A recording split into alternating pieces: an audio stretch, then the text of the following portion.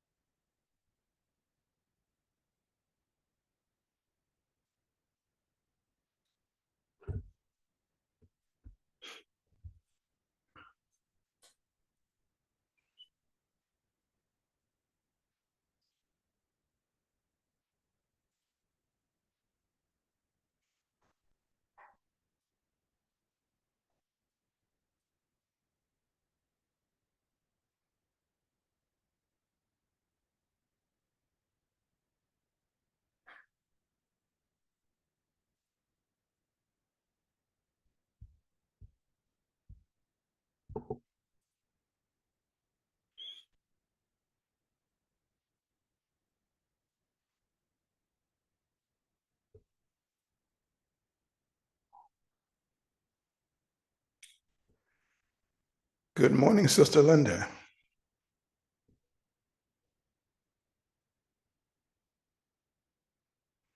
Oh, you're on mute, I see. But it's so nice to have you on board on such a beautiful Sunday morning.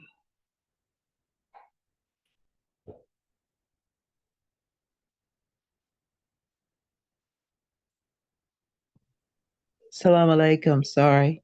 Wa alaikum salam, Sister Linda. How are you? Alhamdulillah. How are you? Alhamdulillah. I'm good. I'm good. I'm just, kind of getting ready to get started here. Want me to send you the link? No, it was Talia. Okay, Talia.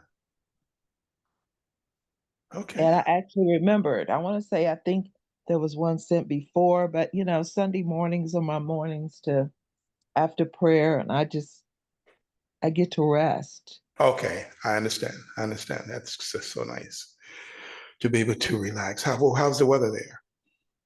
Alhamdulillah. It's not going to be very warm tomorrow, and tomorrow's the day that my well, with some of my family, my couple of my children and grandchildren, Mhm. we're our intentions, inshallah, to go to Covered Bridge Festival. They have, tomorrow's Indigenous Day. Okay. Yeah, I find it interesting too. And so they have off from work, and I prefer going to Covered Bridge Festival on the during the week versus the weekend. Okay, yes. And but today the weather is gorgeous. It's above, we're going to have almost probably 80-degree weather. And we've had 80-degree weather in the last few days since it started. but tomorrow it's gonna struggle to get to 60 if it gets there at all. And I'm thinking, what the heck? So I prayed. I said, Yeah, "Oh Allah, subhanahu wa ta'ala, please, please, please, please let it be a I little understand you. Yes, yes, yes. I know what you mean. Yeah, I saw that when after that hurricane, it said that there was going to be this like a depression coming down from Canada into some of the states, and it was going to get cold. But then on the other hand, in a few more days, it's going to become very hot again. well, it's going to get like next by next weekend, it will probably be 70. Hmm. But that's how October is. You just have to roll with it. So, Yeah, yeah, that's true. That is so true. and we haven't really had rain, except after Helene. And I said Hmm. Helene was not playing. For the winds and that rain to come this far like it did. Oh my God. And I mean, the winds were still coming. I said, these people ought to be afraid with everything that's happening. And my best friend, she's down there in Florida still. And the one earlier in the year, uh, she's in Tallahassee. So what generally Hmm. happens with them, they don't get hurricanes, but they get tornadoes. But because everything is so weird now, Yeah. uh, she'd been there over 30, 40 years? Oh my God. Okay. Well, it tore up her house. So she's still waiting for them to rebuild, to fix her home. It damaged her Damaged it, yes. roof. Hmm. Yeah. And I mean, so Wow. she's been out of her home for 6 months. Maybe longer because the builders down there got so much work, and they're doing what they want to do basically. These you got the traditional builders, but now you got a lot of people who went into the business to earn money on that, and it's really it's rough. I know. And I have a Yeah. granddaughter down there. But she said, she's in an apartment on the second or third floor. And she said, our area was the only area that never lost power because it came through where she was. Hmm. And I knew when I saw where it was headed, I said, "Oh my God, I know that's getting ready to hit her. Wherever she's at, I know this has got to be the area." They said, "Well, where does she live?" I don't know. She moves and I can't keep up with it. But and she lives near Sarasota because they have Okay. all these Yeah. little Yeah. cities with all these different little names. Yeah. And but they never lost power, but because they were the only ones with it, it was spotty at best. Hmm. But alhamdulillah, she's all right. I said, you better be glad you got a praying grandma. That makes a difference. People don't understand the power of prayer, but you No, know, really, we know. So that's really what matters. most certainly. But I don't know. Have you ever noticed in your years of maturity, the later years, you're thinking about this way of life called Islam and how you remember how things have been taught to you about how it is, and then you find out it's not really that way at all. About Islam or about life in general. About Islam, about the way that your viewing of Islam, because I know that we all, when we first come in, or I was young, Hmm. and it's just like with everything, you think everything is perfect, and then you find out, okay, this way of life is perfect. It's the human beings that are fallible and have issues. So Hmm. then you learn that. But then there's something about that happens, the wisdom and the level that occurs when you get older. Hmm. Does that make any sense to you? Because I No, question a no, lot. that's normal. When you and any people encounter a new belief, religion, way of life, there's that initial phase when they don't really understand it and can't accept it into their heart. So they accept it as a principle that they operate on.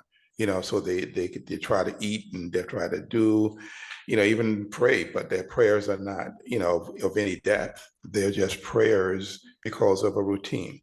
It's only when you really get deeper into it that you begin to, you mature, and it begins to settle on you that, okay, these are the levels and you can feel them, you can see them, I mean, at night when in the quiet moments, you can reflect upon it and they begin to become more profound.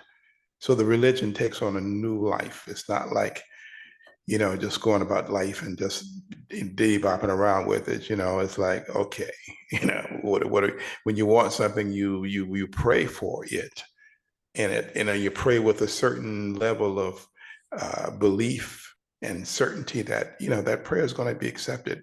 You're going to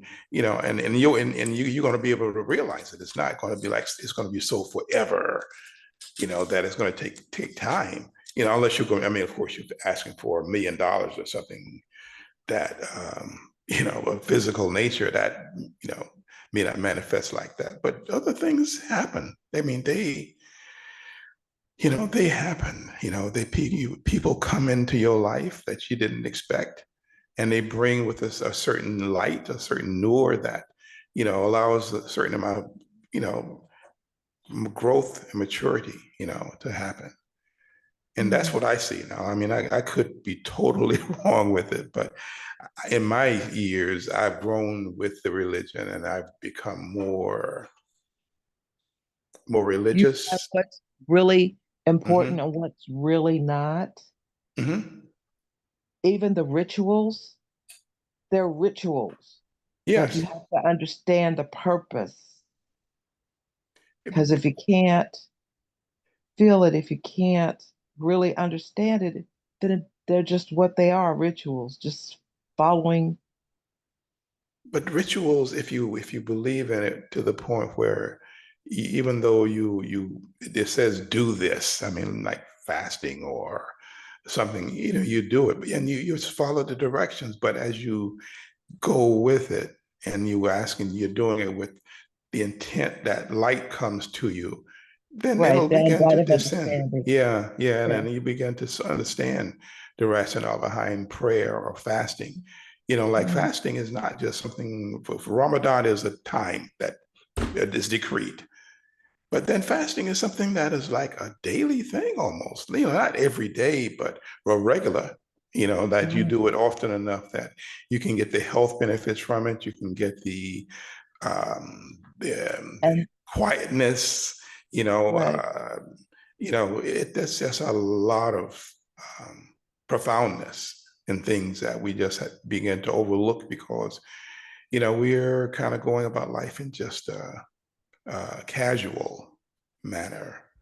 I want to say, What? I mean, not really. I mean, that's I'm being a little loose with my tongue with that, but Right. just kind of, going along, taking life every day, but when you really, I've been here living in Morocco. I mean, it's so deep. It becomes so profound, to hear like the Adhan 5 times a day. You don't really. In America, religion is not personal in nature. It's like, and it's a challenge. I mean, if you can get to the mosque 5 times a day in America for a prayer, you're really doing something, but here it's a little bit, it's different. It's Yes, different. I've heard that. And one of my exercise people, she's there with her group. And so I put her in contact with Carolyn. Hmm. So hopefully, inshallah, they've met because they left, I want to say a week ago Friday, I think is when she left. And then they think they leave either today or tomorrow. I think it was a 10-day trip Okay. all total. It was like 12 of them, she said. And so, I got tickled because Carolyn said, "Why didn't you come with them?" I said, "One, I'm not a part of this group. But two, by the time that she just happened to ask me, I said, that was Allah subhanahu wa ta'ala that put her in my path because I laughed when she said it. She said, "What do Hmm. you know about Morocco?" I said, "I have somebody that lives there."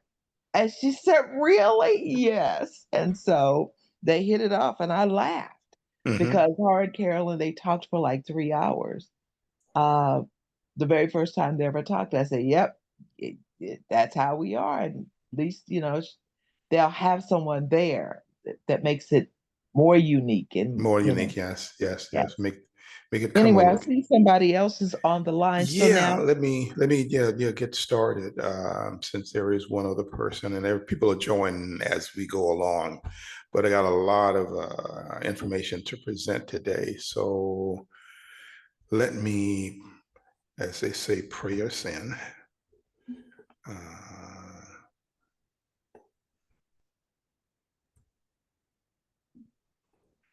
okay, Bismillahirrahmanirrahim. Alhamdulillah, Alhamdulillah.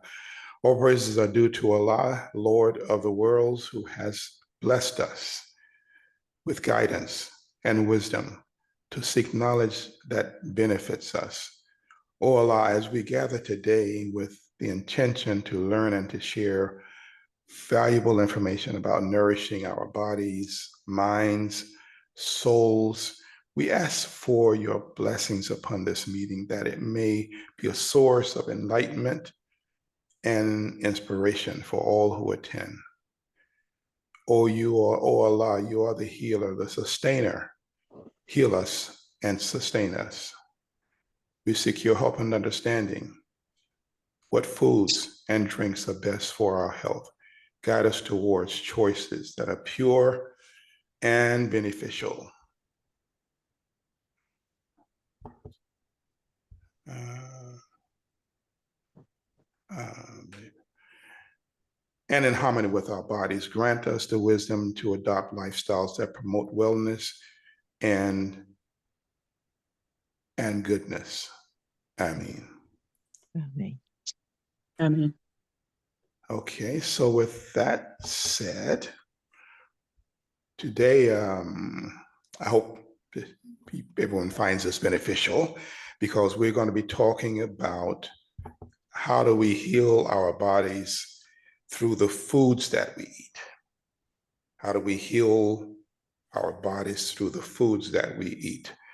And this group is primarily what we call a keto-friendly group. We use, keto. At least I advocate, using keto as a means to heal the body. Is it a long-term, forever and ever and a day approach? No, I'll say that up front.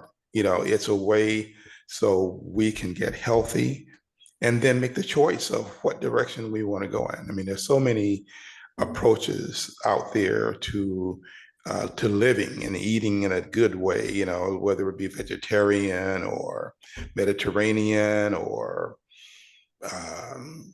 what do you call carnivore. I mean, there's a whole lot of different ways out there. Each one of us should choose which is best for us.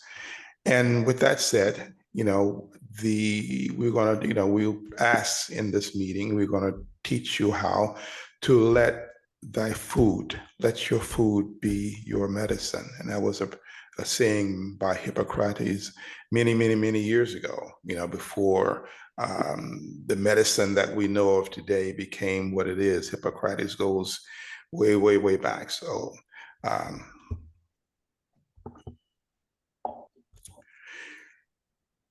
we are continuing our journey towards good health, towards getting healthy. Many of us are seniors. We're in that elite group of people who have arrived at a higher plateau in life. We got the wisdom, we've got the gray hair, we got all of the things that go, and a few aches and pains that go with it.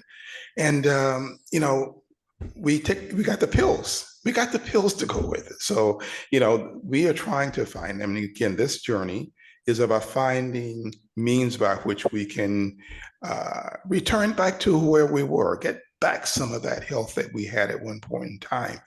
And it is doable, it's doable. We just have to put forth the effort that it takes in order to do it.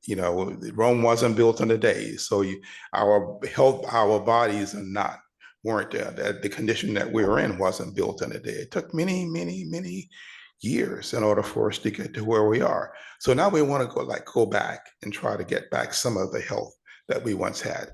And that's where the challenges are. And that's where it may take a wise person, in order to guide you through those pitfalls that are certain to be there as you go along the way.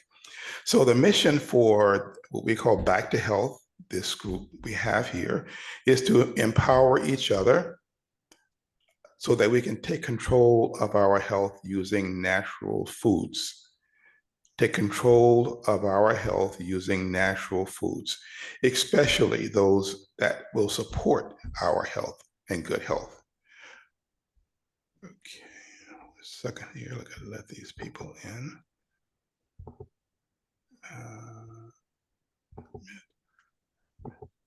Okay. All right.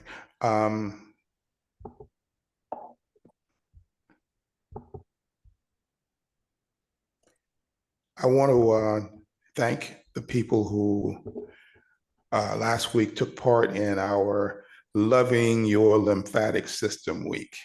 It was an opportunity where we had a chance to share information with you about this little known system in our bodies that we have. And I truly hope that everyone who was aware of it and those who will become aware of it will gain valuable insight, and that will help you and to reconnect with that system in our bodies that we tend to forget about. So remember, the lymphatic system is crucial for detoxing and keeping our bodies in balance. So I'm excited for each of you who took part in it, and those of you who will be taking part in it in the future, because it wasn't like it was a one and done deal. This is something that we're always going to continue to go back to because it is extremely valuable that we do that.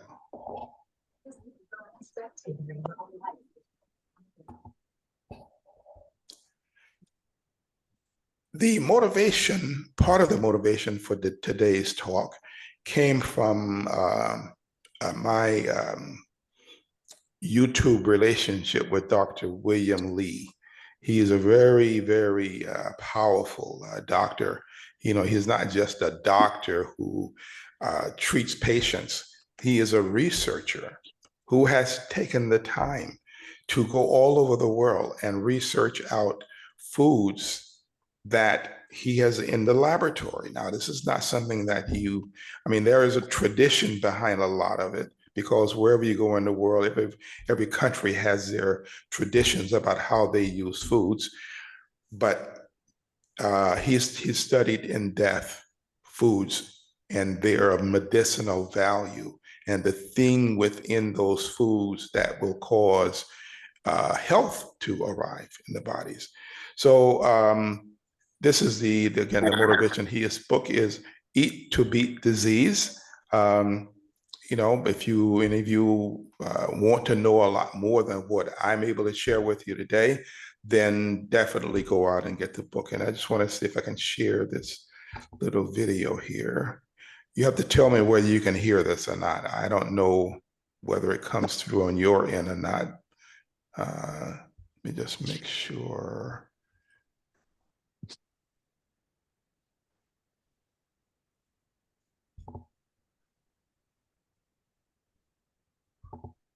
This is an unusual citrus. Can everybody hear that? Italy. It's actually a cross between a lemon and a bitter orange. Good. And the skin is actually used to make Earl Grey tea, which has got that dark black tea with that nice citrus orangey flavor to it. And I did research on Earl Grey, showing that the combination had powerful cancer-starving effects. So I'm actually going to try this bergamot to see what it tastes like.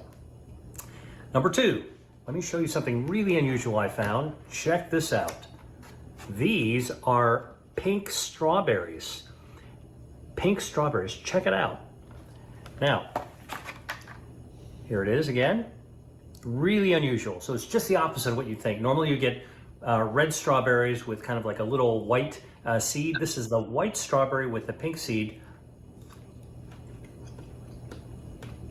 Tastes really good, really sweet, almost like a pineapple crossed with a strawberry.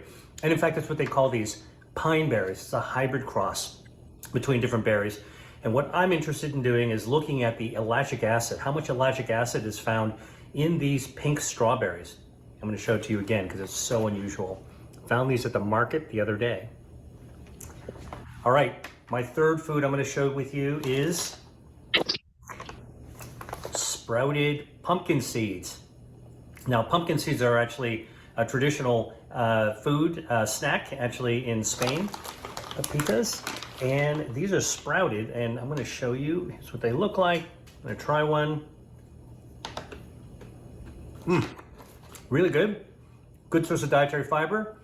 You've got polyunsaturated fatty acids, which is good for the microbiome. So is the fiber. But what's really interesting is there was a study done with almost 4,000 people showing that those women eating pumpkin seeds actually had a lower risk of breast cancer by about 34%. So, starting out the year the right way with interesting foods that can actually help your health. Dr. Will Lee out.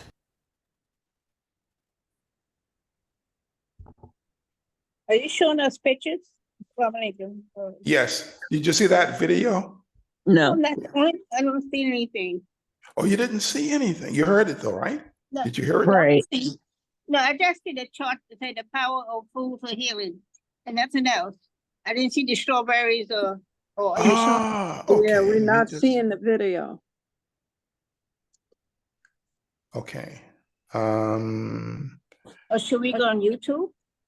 Well, I'll post it on the group chat, and that way you can see it, Okay. at your own leisure. Okay. All right, good.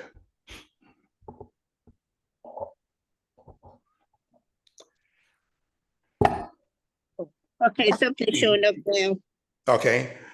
Dr. Lee, you see the new slide, right? That we're on? Yes. Yeah, there are 4 or 5 actually basic principles, 5 defense systems that we have in our bodies that he emphasizes. There is one that's called the angiogenesis system, okay, which has to do with blood vessels in our body. Angiogenesis it's a way of creating new blood vessels. Really, that's what angio is, blood, having to do with blood vessels. Genesis is new blood vessels. So and there's good angiogenesis and there is bad angiogenesis. Okay, and I'll explain that in a minute. There's another principle of the defense system called regeneration, where in our bodies we have these things called stem cells that whenever we get cut, whenever we get injured, whenever we have surgery, whenever we get sick, these stem cells come to our defense and they will heal our bodies internally. Except now, as we get older, as we age, we have fewer and fewer and fewer stem cells. So much so that we don't heal as fast as we used to. Sometimes you don't heal at all. And then we get more prone to get more diseases and things because the stem cells that we need to have are not available to us. They've got their own issues. So we're going to talk about what kind of foods you can eat that will help your body to generate stem cells. We can do that. We have that ability. Allah gave us the ability to boost and fortify those things that we need to give us high health and prevent diseases from happening. We also want to talk about one of the defense systems is our microbiome, which is our gut. We said last week that 70% of our immune system, our defense mechanism to prevent us from getting diseases, is in the gut. It's not in our head or our heart or other. No, it's in our gut. And because a lot of times we don't have good gut health, okay, we are slacking on that. We've become Americanized and we're eating a lot of foods that are destroying our gut health, then that we need to begin to fortify. So we're going to talk about what things you can do to help to build your gut back to the point where it should be. One of the other defense systems is our DNA protection. DNA is us. If we were not for DNA, there would be no us. So we need to have a way to protect the DNA that we have and to be able to help new cells that are being formed to form in the correct way. Sometimes they get damaged. DNA or other things that we're in the environment that we're in will damage our DNA. So we need to know and have what kind of things we can eat and take in that will help us to protect our DNA. The immunity, again, that's tied into the gut health, to our microbiome, but it's also a standalone system. So we're going to talk about how do we enhance our immunity to protect us from diseases, because after all, we're coming into the cold and flu season, and we don't want to be victimized by what's out there in the world. We want to be able to have a good barrier of protection against these kinds of things that are going to come our way.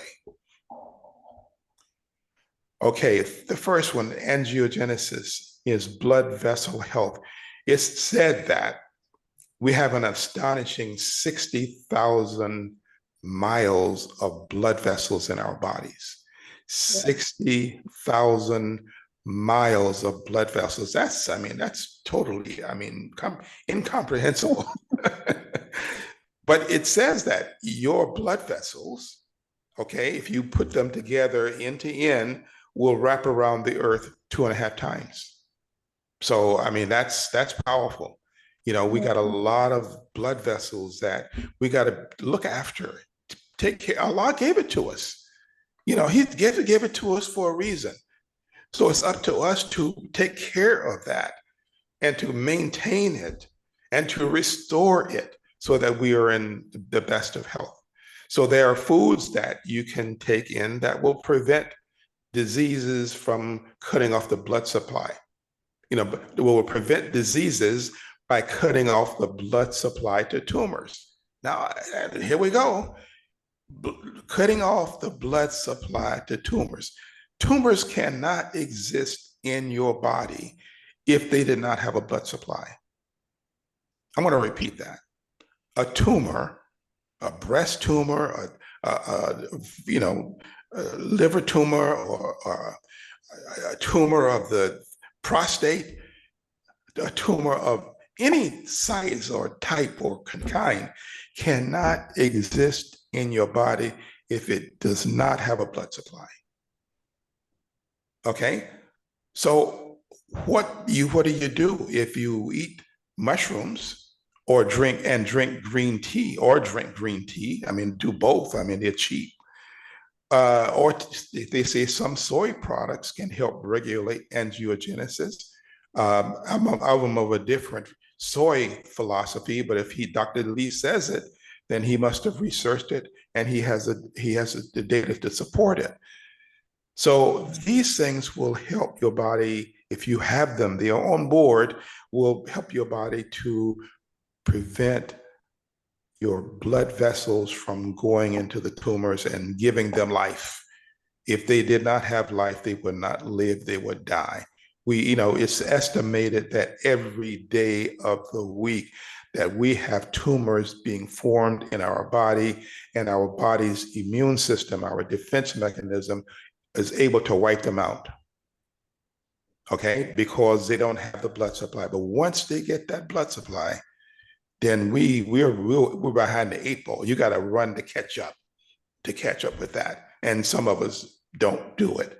Some of us fail in that process, and some of us, as a result, the time has come, then they passed on because they're, the tumor, prostate cancer and breast cancer and vaginal cancer, all of these cancers that we have, for the most part, they're all tumor in nature.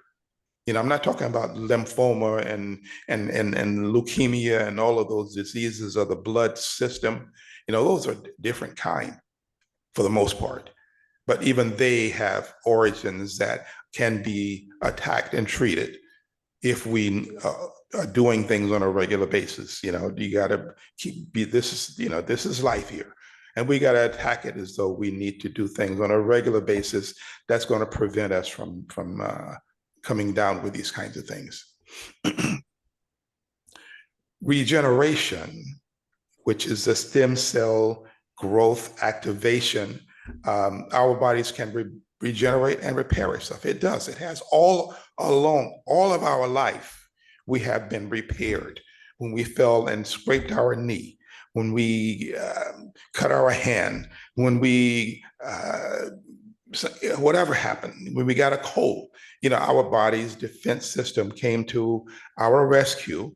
Stem cells came to our rescue, and they fortified us and they help us to live to where we are now.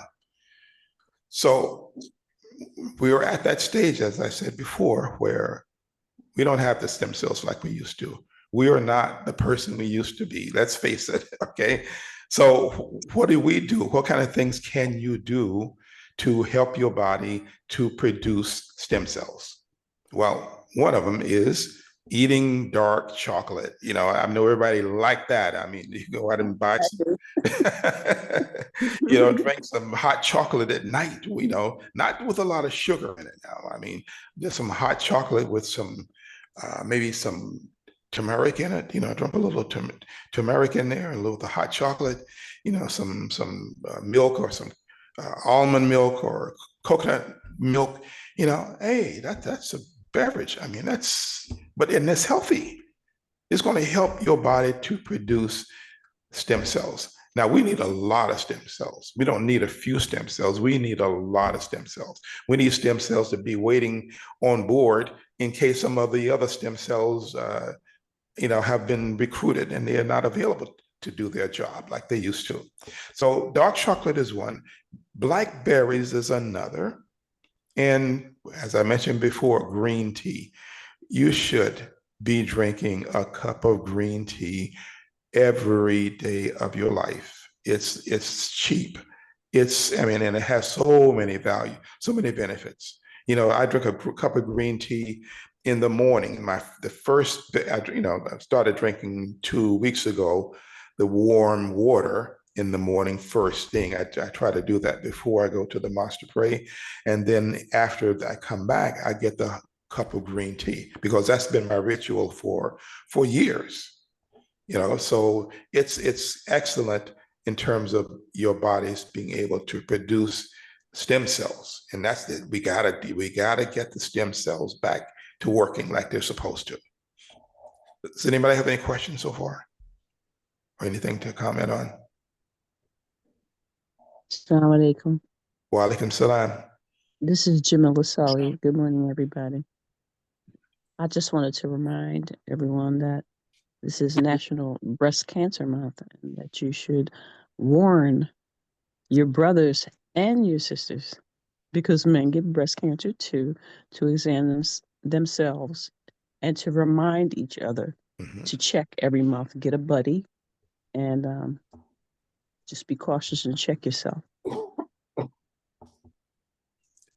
That is an excellent suggestion. That is, this, a lot of the things that go on to become diseases where we, have to go through these surgical or chemo or radiation, all happen because we fell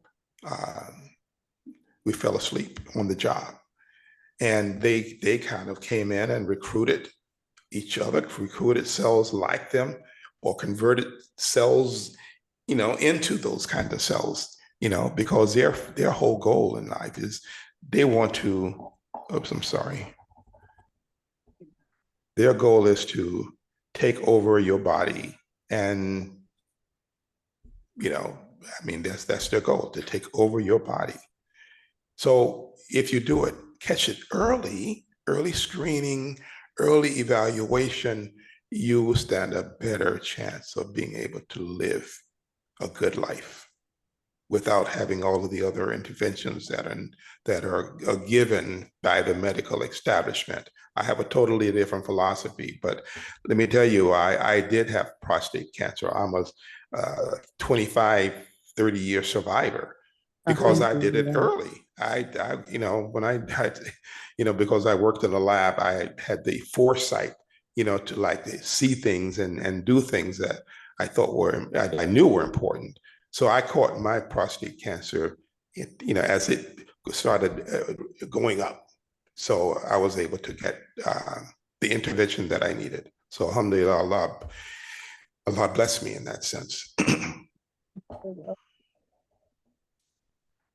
Coming to the microbiome, this is really something, the system in the body that, again, like the lymphatic system, that we take for granted, you know, that we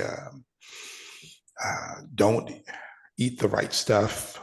We eating, you know, this is all a conditioning process. We, as Americans, we've been taught, you know, and we've been assured and we've been led to believe that, you know, the food that we have, we're the best in the world. We're like the elite, you know, our food is so much better. I mean, our processed foods in the boxes, you know, you go to the supermarkets today, the aisles are unlimited with stuff in boxes, you know, and it's all of that stuff in those boxes, that ultra processed food is the reason why we are where we are today. You know, that we need to go back, you know, go back to health, go back to health, which means you start to eating things that look like they did when they came off of the tree or out of the ground or out of the garden, the field, or wherever you get them from, because that's where health is. It's not the stuff that's in the box. It's not the, you know, so when I came back to Morocco, I had bought about 6 boxes of stuffing, you know, like, you know, the turkey stuffing that you use for the Thanksgiving turkey. You know, I mean, over here, you don't have anything like stuffing, you know, so I wanted to have stuffing because I was so, yeah, you know, I like the taste, you know, let's face it, I mean, it's good stuff when you have it, you know, inside of a turkey and, you know, you take it out and you I mean, that's good stuff. That's American way of living, man. So, so I brought it back and I got these boxes and I'm looking at that stuff. I can't eat that stuff, man. The pack of seasoning that comes with it, that's all artificial gunk. That's all chemicalized stuff. You know, I used to eat every morning or at least 3 times a week, you know, those ramen noodles. You know, you don't even know the ramen packs of noodles and you take them and put it in a pot. You know, I love that stuff. I mean, that's real good flavor, you know, that, you know, pack of flavoring you put in there. It's all chemical. Ain't nothing real about that stuff, you know? So, you know, you have to be able to see the world and not like when you get enlightened to say, yeah, okay, now I'm straight, you know, but again, the microbiome, our gut has been abused. So we've got to now take some time to restore it, you know, to where it should be. You know, a lot of us have from time to time have taken antibiotics because we were prescribed that by a doctor because we had something wrong with us that needed to be gotten rid of. So when you get antibiotics, it destroys the good bacteria as well as the bad. It does not differentiate. It destroys everything. So you know, once you get off of the antibiotics, your gut is deficient in good bacteria.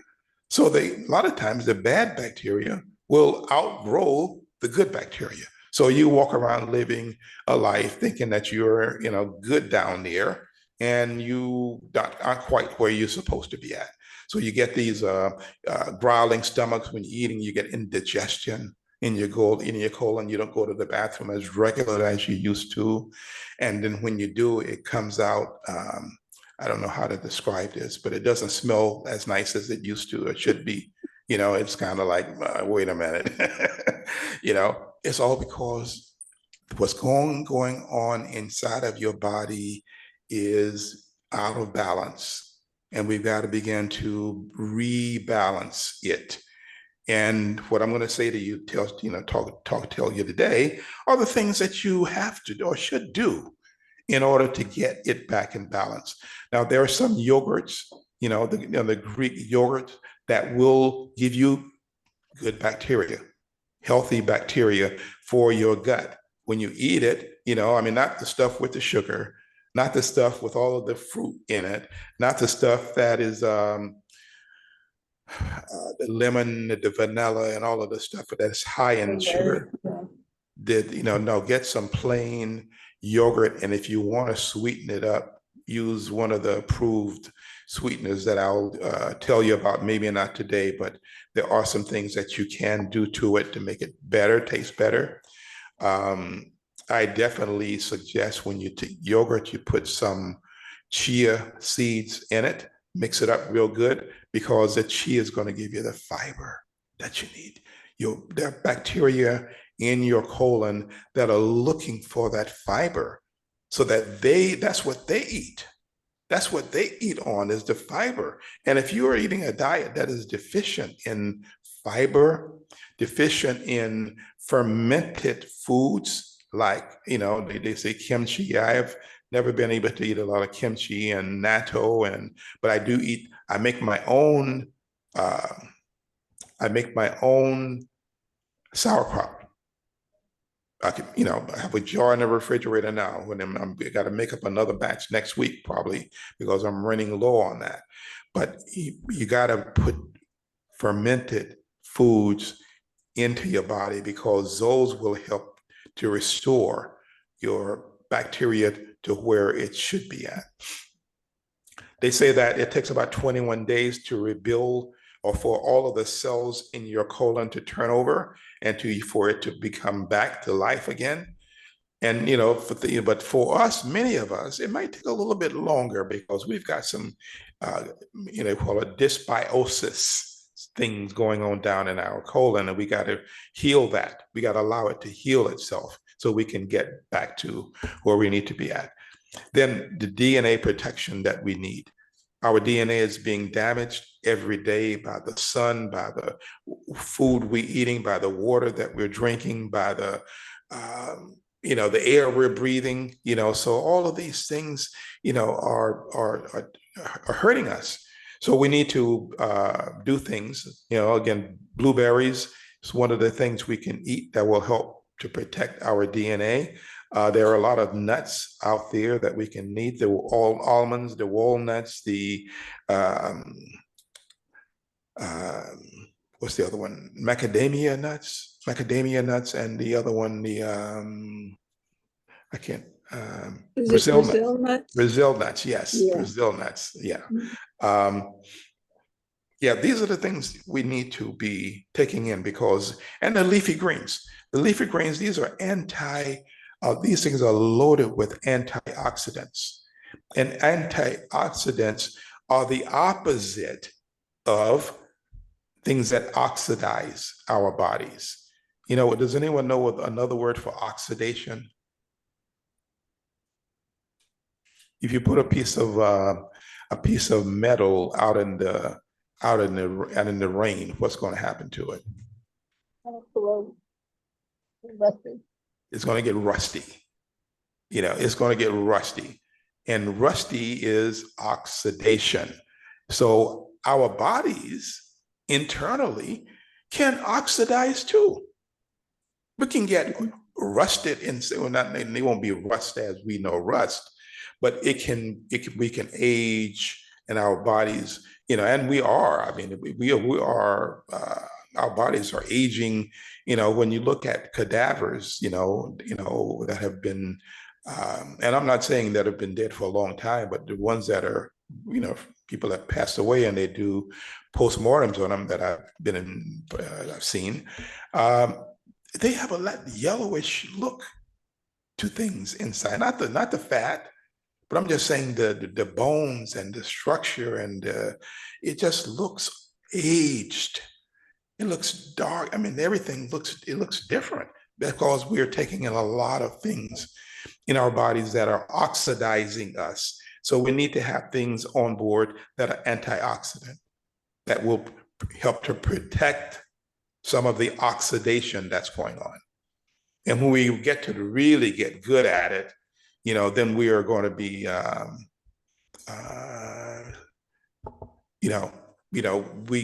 things won't be as bad. We can ever heard the phrase of reverse the aging process? Some of us, some of the aging takes place on the outside too, right? I mean, we look at the body and, you can see the aging taking place because some of us show our age. And there are others of us who don't show our age. We don't age as fast or as apparent as others do. And sometimes because they have lived a decent life or eaten things, vegetables and antioxidant foods, or taken antioxidant tablets or capsules or things, vitamins or minerals that have antioxidant properties. And we age. As of as of the last month, the 19th, I became 80 years old. I had never imagined myself being 80 years old. I mean, not in my wildest dreams. But Allah bless me that I'm there. I will never be 70 again in the 70s because that's gone. I'm at a new frontier. I'm looking to get to the 90s, inshallah. I mean, Allah bless me and give me the wisdom and the foresight to get there. Alhamdulillah, I'm game for it. And I don't feel bad. I feel energized. I feel like I can go out and do things. If I really feel like every day was like a challenge, can't get up, can't get it on, can't get moving, then that's a different ballgame. I need to evaluate myself. I mean, and redo it. And when I did that because I was forced to. It wasn't that I came to this point where I said, okay, Jamil, I think you ought to, man. I think you ought to do the keto diet, or I think you need to do this. No, my blood pressure was like to the point where if I hadn't done something, I would have been, I think, Allah knows best, I'm told that, as Muslims, we're told that our number is already written somewhere. So we don't, nothing we can do that's going to change that, so I believe that if Allah has my number and it hasn't come up yet. So I'm just hoping that, but in the meantime. Like me, I'm trying to get to 90. Yeah, alhamdulillah, Sister Karima. I'm on your heels. Alhamdulillah, according to the Islamic calendar, I'm already 90. You all okay? And it is to be 90. And it's now you know how it feels, huh? You don't have to worry about this thing. You become a prisoner of the earth. Let me just say it to the most people that don't know Sister Karima.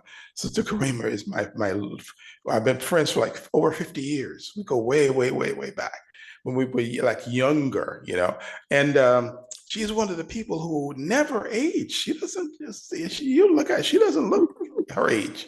She looks like 60, maybe, somewhere in that range. I mean, she always has been that kind of a person. So she's lived a good life. She's lived a lot of her life in Africa, right? She lived in Senegal and other places in Africa. So you've haven't been Americanized to the point where, a lot of us who did not travel did not have that experience to eat whole foods or to sit down with a plate of food and 10, 15, 20 people are eating from the plate. I mean, that's how life is in other places. So Alhamdulillah, I forgot My where I daughter was now. at Mina's house in Georgia. Everybody eats together.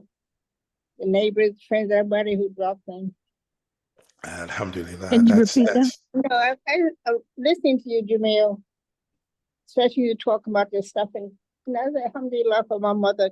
My mother, even though now we do everything from scratch. My great grandson couldn't get with the fact that I make dishes from scratch. So we'd never use box this or box that. We made my mother start making her stuffing. She'll keep bread till it gets hard. By the time Yes, Thanksgiving comes, you just add the sage and you this and you that. yes, yes. And I'm just really thankful for how my mother cooked for us. And we were the only kids on the block who ate spinach and Okay. liver. Spinach and liver, those are two healthy foods. You know, but I doubt if there is one person out there today who would attempt to make stuffing from scratch again. You know, well, it's so easy in the box. I mean, ooh, it tastes good. I mean, why would you want to go through that trouble? You know. I Anyway, do. alhamdulillah, alhamdulillah. So that's, you know, yes, I understand. I know we have a special group of people assembled here. So I mean, we were the leaders before we came to the group. So we've got that characteristic of, you know, being able to say things and do things in a way that's different than the rest of the everybody else. So I feel you. I really, you know. Assalamu alaikum. Wa alaikum salam. Dr. Jamil. I wanted to ask you a question. I know there was a point where people were into colonics or whatever. And so what is your take on colonics? People doing colonics? People that do colonics are people that have not followed rules of healthy living for a long time. And there comes a time when you may need to have a colonic because your colon gets to be so clogged up with stuff that it needs to come out. You know, like people that eat white bread, okay? And again, we've all lived that life where white bread was our thing. But if any of you buy some white bread and take some of it, put some water in it, and make a wad of it, you know, kind of, you know, ball it up together and throw it against the wall, it's going to stick. Okay? And if you leave it there, it's going to get harder than a brick. And you won't be able to get it off. Okay? And that's one food. You know, so if we have a diet that's loaded with highly processed foods with no fiber, then our colons have this slowed down. So we may need to have a colonic in order to get some of that stuff out. You know, I did a couple of colonics, you know, before in my life because, you know, and again, that's when I was living like the fast life. I mean, you're eating everything that you can get, and we all have problems with our going to the bathroom habits because they are just not what they should be. But when you get balance, when you know your body and you get it balanced to where in which it's supposed to be, you will not need a colonic. You know, it's going to naturally just flow. You know, if you get the right amount of water in your system, you know, a lot of us cheat ourselves on drinking water. You know, we cheat ourselves on, you know, when the body says, you know, okay, find a bathroom. You know, if you're out in the mall or somewhere, you know, I ain't going to that bathroom. I'm going to wait until I get home. Well, by that time, you know, your body's going to say, oops, you didn't go to the bathroom. Sorry. You know, you're going to have a little bit more trouble, you know, getting it out because it's going to suck up all of the water. out of that, whatever it is that you had in your colon, it's going to suck up all of the water of it. Okay, now what are you going to do you got to strain to get it out because it ain't going to come out by itself. Okay, and if you're doing that over a long period of time, then yeah, you're going to need to have a colonic because you got stuff in there that's stuck.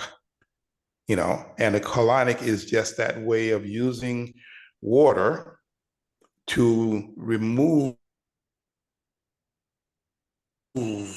that stuff from the walls of the colon because it gets stuck there. And it's I mean, I hate to be so graphic about it, but that's the way it is. You gotta get it out. And if you need to have a colonic, and sometimes maybe in every 2 or 3 years, you might need to go in and get one because it helps to clean your body out.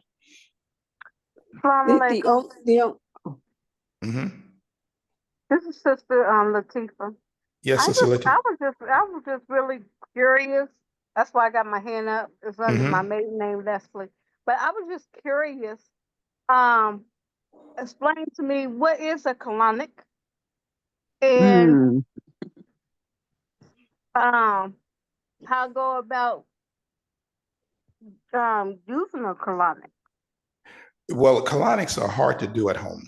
Okay, let me just say that they are very messy, and you don't have the equipment usually to do a colonic. Okay. You can do enemas, but enemas only cover that little part of your colon at the end, the anal region. It doesn't, I mean, enemas don't go up high. A colonic is where they take water, and it's like it's having a bit like a big 2 or 3 gallon container of water. Okay. And they have a tube that they can insert up your rectum into your colon, and it can go in and clean that pressure from the water, kind of cleans it. It's like using a garden hose in order to remove stuff on your house. So not as strong as that, of course, but it's the principle is the same. You're using the pressure of the water to remove stuff, and sometimes they give you tablets and things to drink in order to help to break it up and to loosen it up. Make the process that was easy. My next question was like Doxolac, laxative and stuff. Would it be fair to say if you feel like you got stuck poop to use a laxative? Yeah, that will help, but laxatives, are chemicals, and they're not going to really do the job. There are some natural things that will cause your colon to function. A lot of times, it doesn't. There's something called peristalsis, where your colon begins to move like a this is how it moves things along. These muscles will begin to contract and retract, and things begin to move along. And sometimes that helps. Sometimes those will help. But again, you can't clean it all out a lot of times. So you may need to do a detox. Where you might drink some herbs. And those herbs will go down into your colon and small intestines, and then into your large intestines, and they will clean things. And then that fluid from the herbs that you take will come out. But usually you're drinking that with maybe 2 liters of water. So all of that kind of like chemically flushes you out. I do one of those like every 6 months. I have a friend here where I go and buy a bottle of herbs, and I drink it, make it into a 2 liter bottle, and I drink that, and then wait until it starts to work, and then bam, it works. It cleans you out. You see a lot of stuff, and then in the end, it'll clear up. It comes out more like water. Okay, thank you. Okay. Can I share some thoughts on the subject? Yes. So I want to say that I highly recommend us taking enemas. Enema is an at-home, do-it-yourself colonic. Like Dr. Jamil says, when they do give you a colonic, you go to a professional who basically runs anywhere from 3 to 5 gallons of water through your colon, and you don't have to get up to sit on the toilet. Their devices sends the water in, and their devices takes the water out. So for about a half an hour or so, you basically lay on a table. They insert those tubes in you, send water into the colon. They'll even massage your colon while you're holding the water, and then they take the water out. And that's a good thing. And like Dr. Jamil said, yeah, there are times when we need that. I want to say there are more times that we need that than we realize. I want all of us to consider our pelvic area and imagine that that pelvic area is a soup bowl. And because of 50, 60, 70, 80 years of bad eating, bad living, dumping bread, junk, all kinds of stuff into that soup bowl, that colon, we're not cleaning it out. We're not getting it all out. And as time goes on, what happens is it becomes impacted, like a pathway through the grass. When the 50 people keep walking that way every day, after a while, it becomes impacted. And nothing can grow there because no air is getting through, no breathing, nothing's functioning. Imagine our colon is like that. Our lower colon is like that. It's impacted with feces and bacteria and parasites and all kinds of stuff living in there. And we have to clean it out for good health. I heard this one Black doctor say, there's no such thing as good health without cleaning out that colon. And I want to say that laxatives, unless they're herbal, you should never be taking them. They're chemicals that damage the body, and I would never take a chemical laxative. But there are herbal laxatives that you can take. I think Dr. Jamil was mentioning that you can get different types of detox. I know the diet tea thing is an herbal laxative. There's something called ballerina. Senna is okay. Cascata Sagrada is okay. Yes. So you want to use those kinds of things in moderation. But like Dr. Jamil said, if you're eating better, eating more roughage, eating things that are more healthy, in time, your body will turn itself around, because like he just showed us, the body will renew itself every 3 weeks, every 28 days or whatever, so in time. But in the meantime, I want to say that most of us are ridden with parasites, and we have got to get the parasites out of us.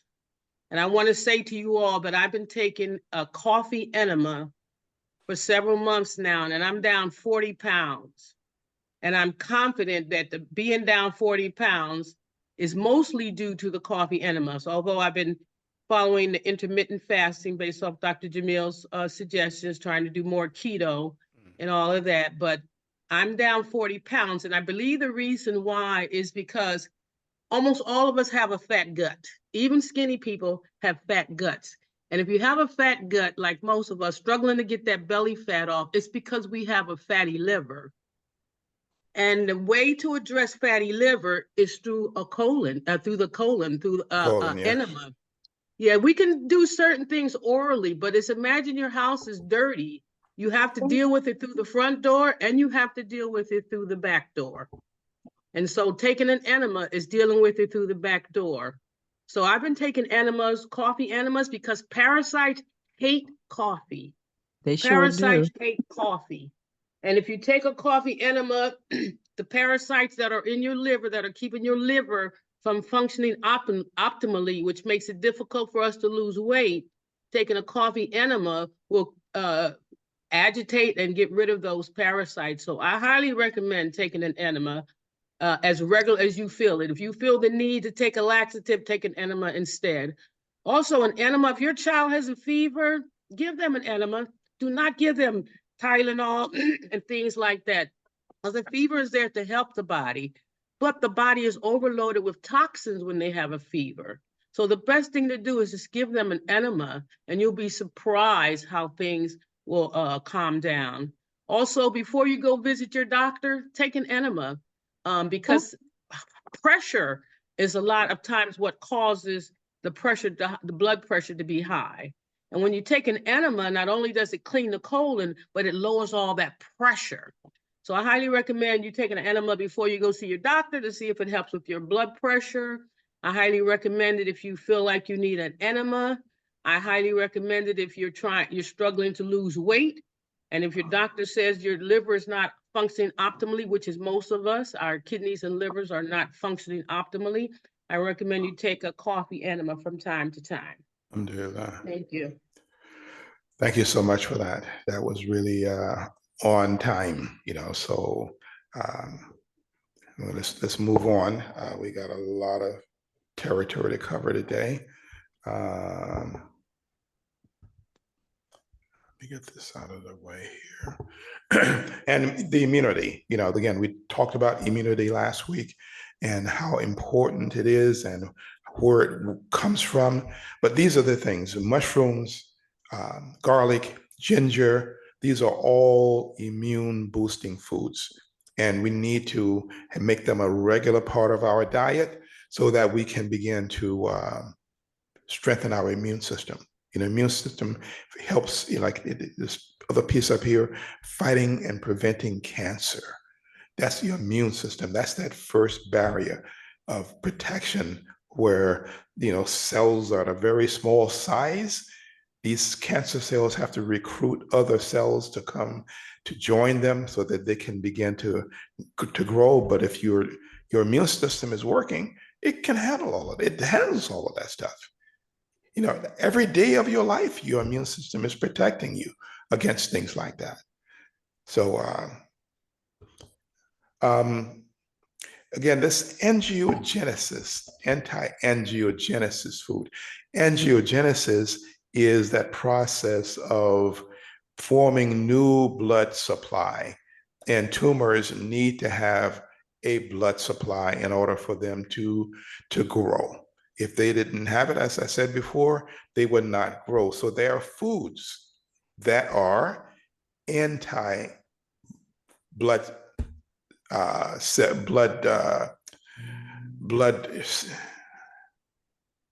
forming, blood tissue forming. So what are those foods? Well, green tea is one. There is that compound in green tea called EGCG. I'm not going to try and pronounce that word because it's a tongue twister, and I'm a recovering stutterer, so it will definitely throw me up. So, but these catechins that are in green tea will inhibit. They are anti-angiogenesis, and they will disrupt the body's forming blood vessels, producing new blood vessels to tumors. So again, every day, a cup of green tea, replace some of the other teas that you're drinking with green tea. Also black tea has it in it. This Earl Grey tea, and green tea is not the only one, but green tea, seems to have a little bit more than some of the other teas. But any drink tea on a regular basis. The other one is turmeric. Turmeric has curcumin. Curcumin is the bioactive compound that prevents angiogenesis. Hear me? It prevents blood vessel growth to tumors. So, keeping turmeric in your body, once in the morning may not be enough of that, but certainly, taking it throughout the day, like once in the morning and once at night, before you go to bed, have a cup of what they call golden milk, where you put some maybe almond milk rather than having regular cow's milk, with some curcumin and some black pepper. You got to have the black pepper in there because curcumin does not absorb by itself into the human body. So the black pepper helps the curcumin to be absorbed by the body. And then if you want to sweeten it with some sweetener, then sweeten it and then drink that at night before you go to bed. Help you to sleep. Dr. Jamal. Yes. Would turmeric tea be good too? Mint tea? No, turmeric tea. Because you got turmeric tea. Yes. Turmeric tea. Yeah, turmeric tea. If you, T-U-R. I'm sorry, my words is I get tongue twisted too. okay, So I might spell out the word. You got the T is a turmeric tea. turmeric, yeah, turmeric, Turmeric. turmeric, yeah, turmeric. Yeah. Yes. So that'd be good to take twice a day, or what's your thoughts on that? Yeah, but if as long as you got the black pepper in it, Okay. it is, that because to drink the curcumin is just like drinking uh, what? It's just not going to absorb. It's not going to be of any value to you. But when you put the black Okay. pepper in it, then Okay. it extracts. Your body will be able to absorb the curcumin, which is what we want. So Okay. yeah, yes, drinking a cup of it. I make a tonic. I don't want to go into that today. So that that I might call it my health tonic, ultimate health tonic. Which has curcumin and ginger and a whole bunch of other things in it. But that's for me once a day, and I take some of those tablets. I have the same formula in capsules that I make up that I take that at other points during the day. So I try to keep my body in, in the turmeric mode, or herbal, with all of these other herbal things. Then you have the berries. The berries are the blueberries, strawberries, raspberries. They have this compound that's Dr. Lee had mentioned, the ellagic acid, which is an anthocyanidin, which is also inhibits the angiogenesis. So, I mean, you got three things here. You use them all because they can't go wrong. You are talking about, we are at that stage in life where we can go to a doctor. We're a doctor visit away from him saying, well, we need to do a biopsy. We need to, do another test, and that's going to come back positive or may come back positive. And then that means they're going to do something else.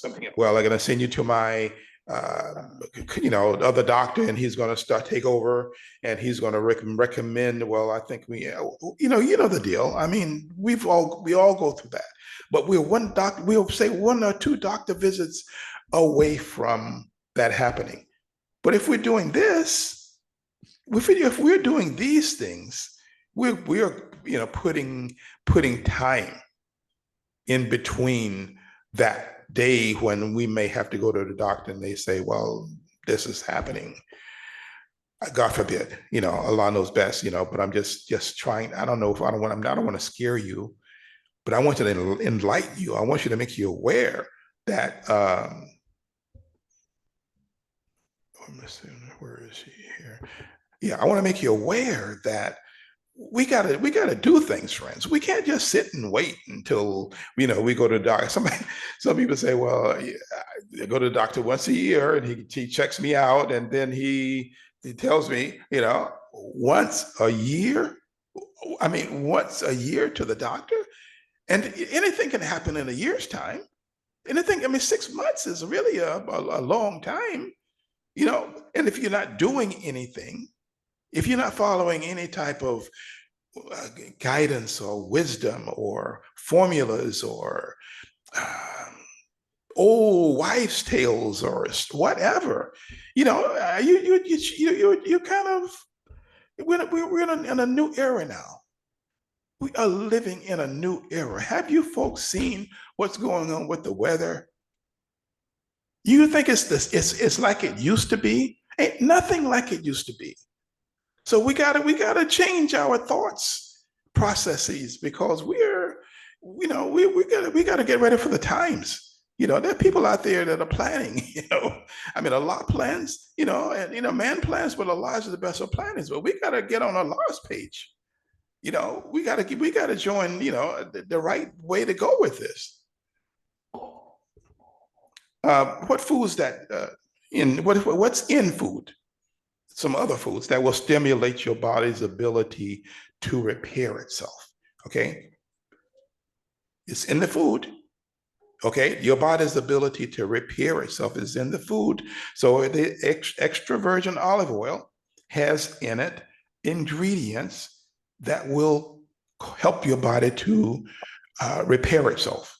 You know, this oligocanthal is a ingredient that's in our olive oil. So you drink olive oil, you're getting oleocanthal in it. Monosaturated fatty acids. You know, the oleic acid is in the olive oil. It's going to help your body to fight off these or to help it to repair itself. Then you got the polyphenols. You know, the polyphenols are powerful ingredients. You know, get some good quality olive oil and drink it. You know, I mean, add it to your salad, add it to your food. You know, I mean, cooking with it is, may not be the first choice, but anywhere you get olive oil into your body, as long as it's intact, is good. Whether you just drink a shot of it in the morning, add it to your salad, or however you do it, it's good for you. Of course, it's got the vitamin E and the squalene, okay, in it.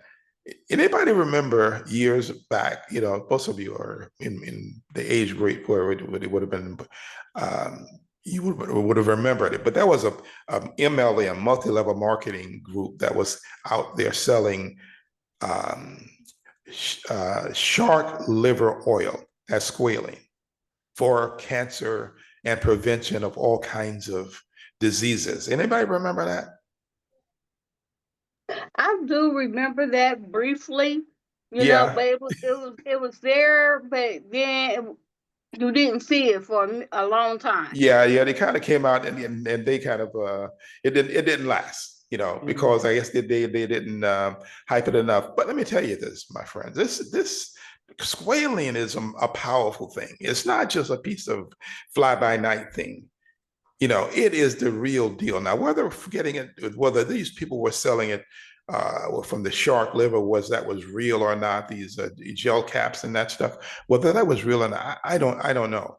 But I'm telling you today that you gotta up your intake of oils that will allow these chemicals, allow these things into your body, because they have positive effects. Okay. Then we have the fatty fish, the salmon, the mackerel. You know, they're rich in omega-3. You know, how many of you out there are buying omega-3 and taking it? Probably not many. You know, people, you know, like omega-3 is kind of fallen off the radar screen. It was out there real heavy at one point in time, you know, but now everybody's kind of like falling back off of it and not taking it like you used to. Even myself. But I'm doing enough. Sardines and all of the other things. So I'm getting my omega-3s through other means. I don't have to take the you know, like I used to go to Costco's and get this big bottle of omega-3 capsules. They're like horse size, you know, and I take them faithfully. You know, but now I'm, you know, in a different mode. But you do need to get omega-3s into your body. They're good for the joints. You know, you got the arthritis and the creaky, you know, joints and all of that kind of stuff. They are anti-inflammatory, and they're good for that. They will help to treat that. Avocados, they are rich in healthy fats. So we got to up our avocado intake so we can really,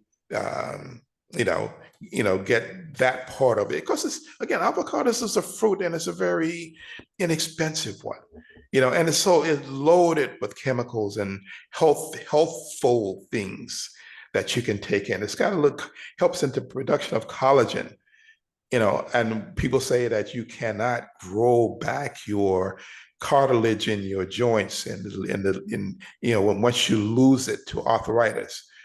I contend that if you eat the right food, you know, and do the anti-inflammatory stuff to get rid of that inflammation that's going on, you can get back a lot of the things that you've lost.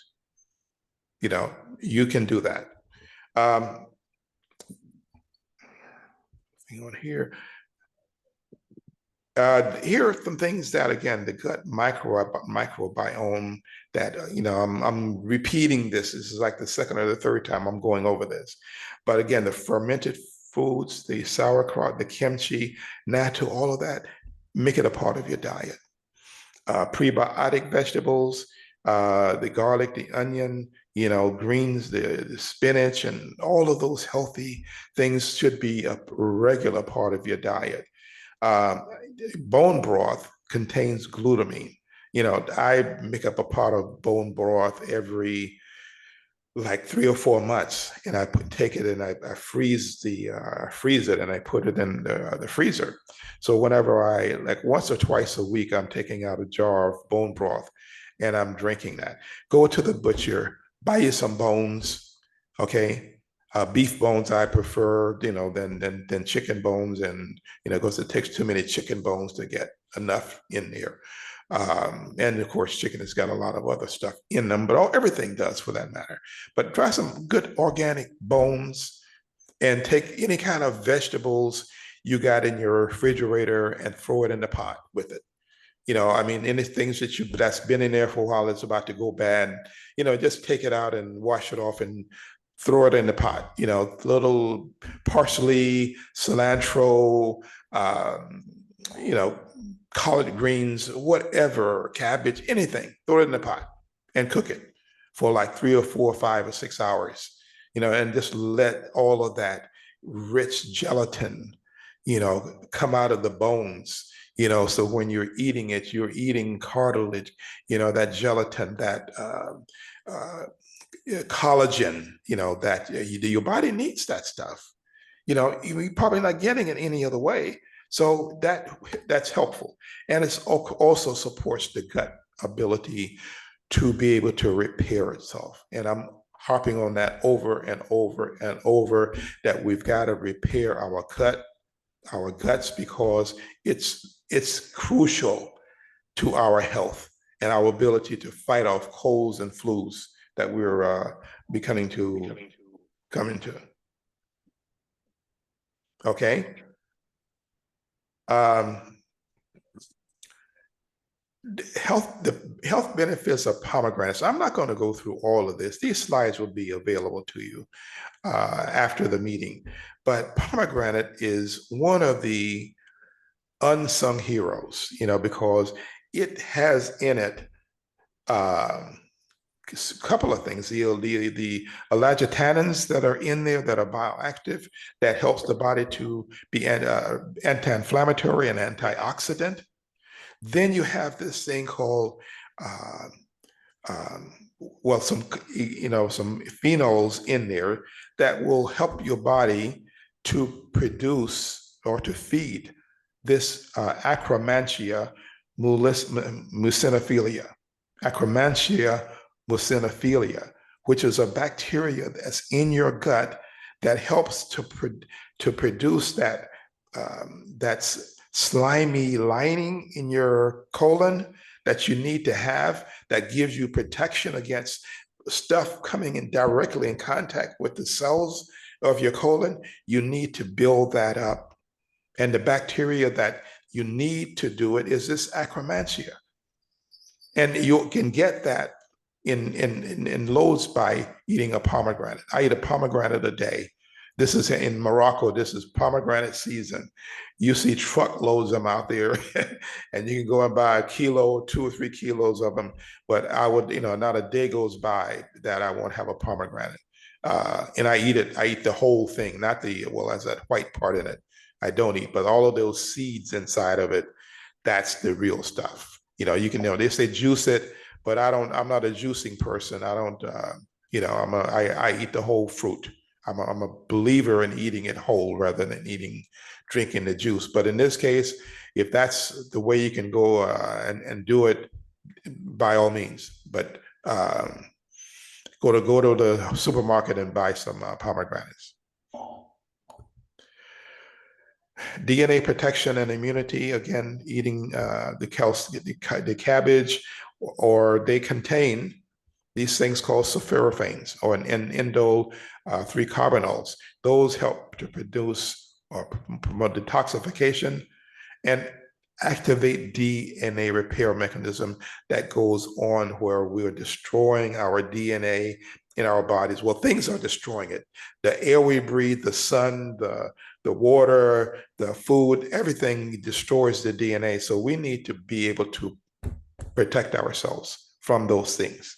So that's where having these sulforaphanes in our bodies will help at.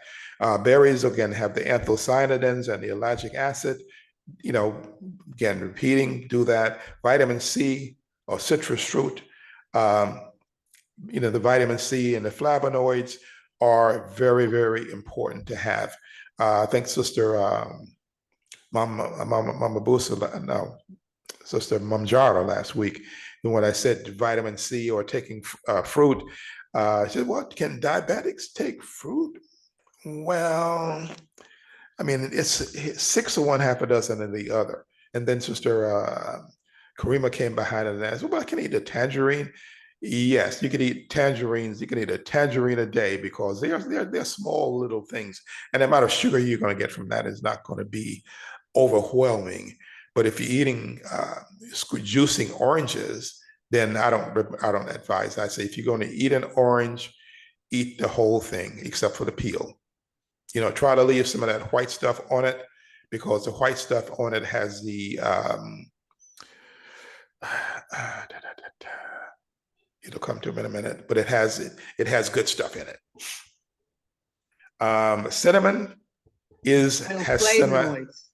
Yes, the bioflavonoids, yes. Eat that stuff. That's good for you. The cinnamaldehyde, you can put cinnamon in a lot of different things. Add it to things that you drink cinnamon tea. You can drink the cinnamon with the turmeric, with the you can add cinnamon to your green tea. Cinnamon you can dump it in anything. I mean, it's a nice go along with things, but it has antioxidant properties. So you want lots of antioxidants and different kinds in your body that will begin defending you against all of that stuff that we see every day, all of the air pollution and toxins and things that we eat. These are barriers of protection that we need. And cloves, of course, have the eugenol, that, again, antioxidant. So definitely add all of these things. So all of these slides are going to be there for you if you want to go back and look at them at a later date.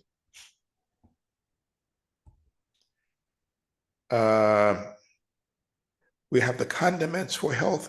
The turmeric, again, is their powerful anti-inflammatory. Apple cider vinegar, okay, it's got the not only the acetic acid in it, which is helpful to the body, but it's got other microbes, bacteria that are in there that are healthful to the body, that will help to promote overall health. But buy a good apple cider vinegar, buy a very good one. I'm not sure Bragg's is as good as it used to be anymore.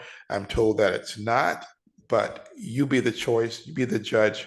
Seek out, find out the best that you can find out, because you're putting this in your body and you want to get the best stuff in your body. Coconut oil has in it the lauric acid, which is anti-inflammatory.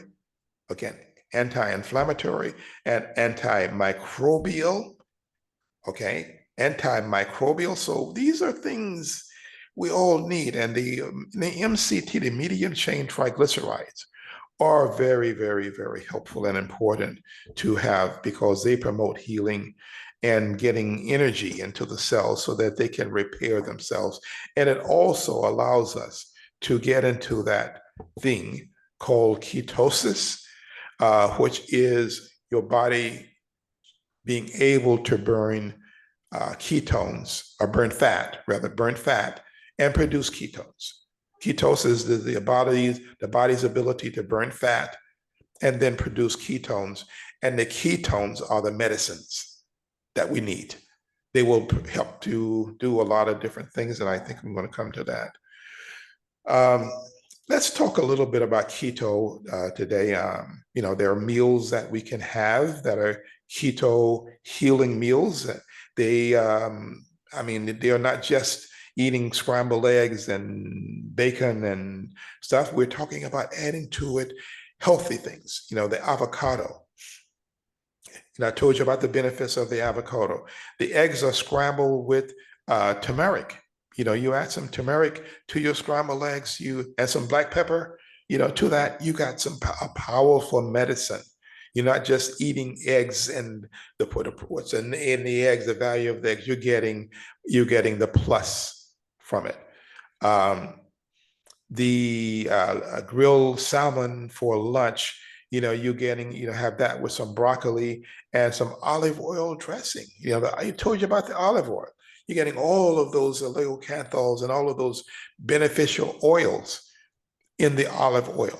So this and of course the dinner, you get the coconut oil stir-fried chicken and cauliflower rice with stir-fried chicken and that's there's some chicken in there, and garlic. The powerful healing foods that you're eating. 3 meals a day. I mean, you can do all of this with other meals. I mean, there are loads of menus that are out there. And if you want me to send some, just ask me, and I will drop some on the site. So they say, what is keto? What is the keto diet? Well, I consider it to be the foundation for healing. For me, the keto allowed me to heal my body from where I was in the world with my health condition not being as good as it should be. So what the keto does, again, the ketones, when your body is burning the fat and producing ketones, the ketones will reduce inflammation. And of course, we all know why we need to reduce inflation and inflammation. Inflammation is the key. It's not Dr. Sebi says mucus is the key to the root cause of all diseases. I say, and there are other doctors who say that inflammation is the root cause of all diseases. And if you can cure the inflammation, you can begin to cure your body of disease. And ketones is one of the things that will help your body to reduce inflammation, allow your body to get back to where it once was. I'm able to go out and walk now because my knees don't ache me like they used to. I used to couldn't walk because my knees and my back just wreaked havoc with me being able to go out and do things anymore. So the ketones is what helps that. It improves brain function. Now, all of us, all of us need to have an improved brain function, because the opposite of brain function, good brain function, is bad brain function. And that's where the Alzheimer's and the Parkinson's and the, what's that other one? Dementia begins to come in at. All of these things will ultimately lead to dementia. But when you see people starting to exhibit symptoms of dementia when they're young, not just forgetfulness, I'm saying they begin to have some serious issues with being able to remember stuff and to do things that are good. And if you're talking to people who you begin to they're losing it, they're not quite with it. I know people like that. So we all need to begin to do things that are going to improve our brain function.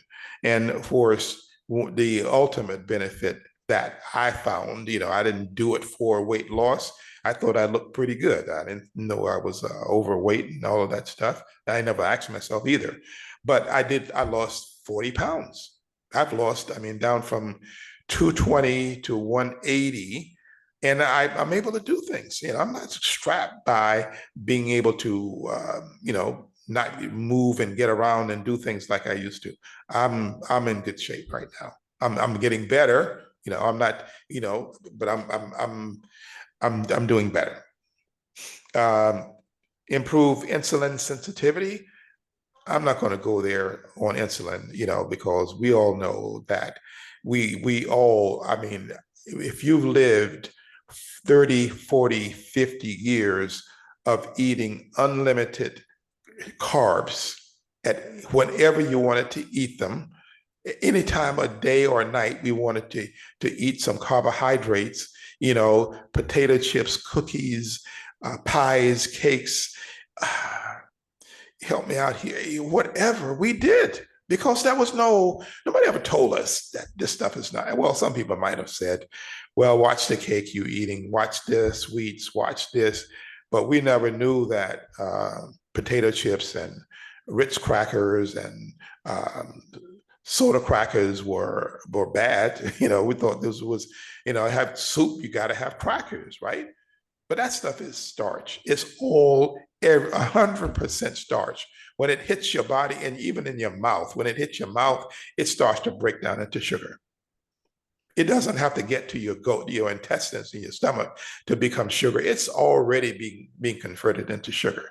So these kind of things we need to avoid, prevent them from doing it. We talked about there are nuts that are good for healing, and of course the cashews, the Brazil nuts, the walnuts, the almonds. I'm not going to read all of this. I'm not going to, but the Brazil nuts, if you needed selenium in your diet, and you all need selenium in your diet, you all need to have it because you're not getting it from the food.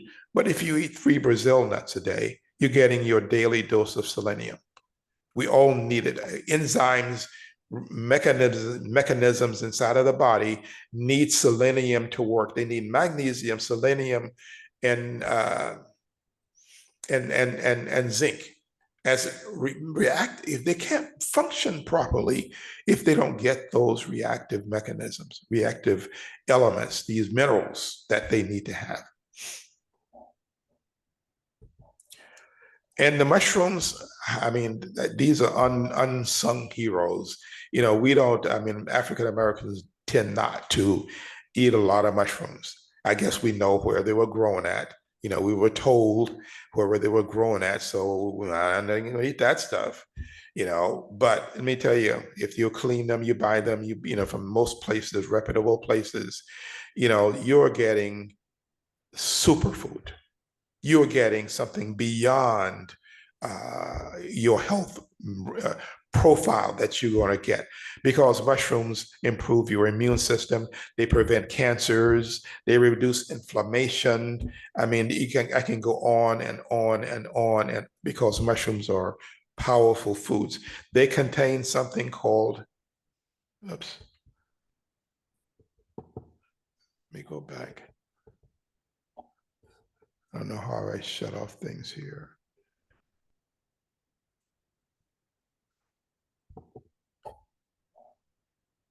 I hit the wrong button, so please bear with me here. I always do that, get a little carried away here. But these mushrooms have in them something called, I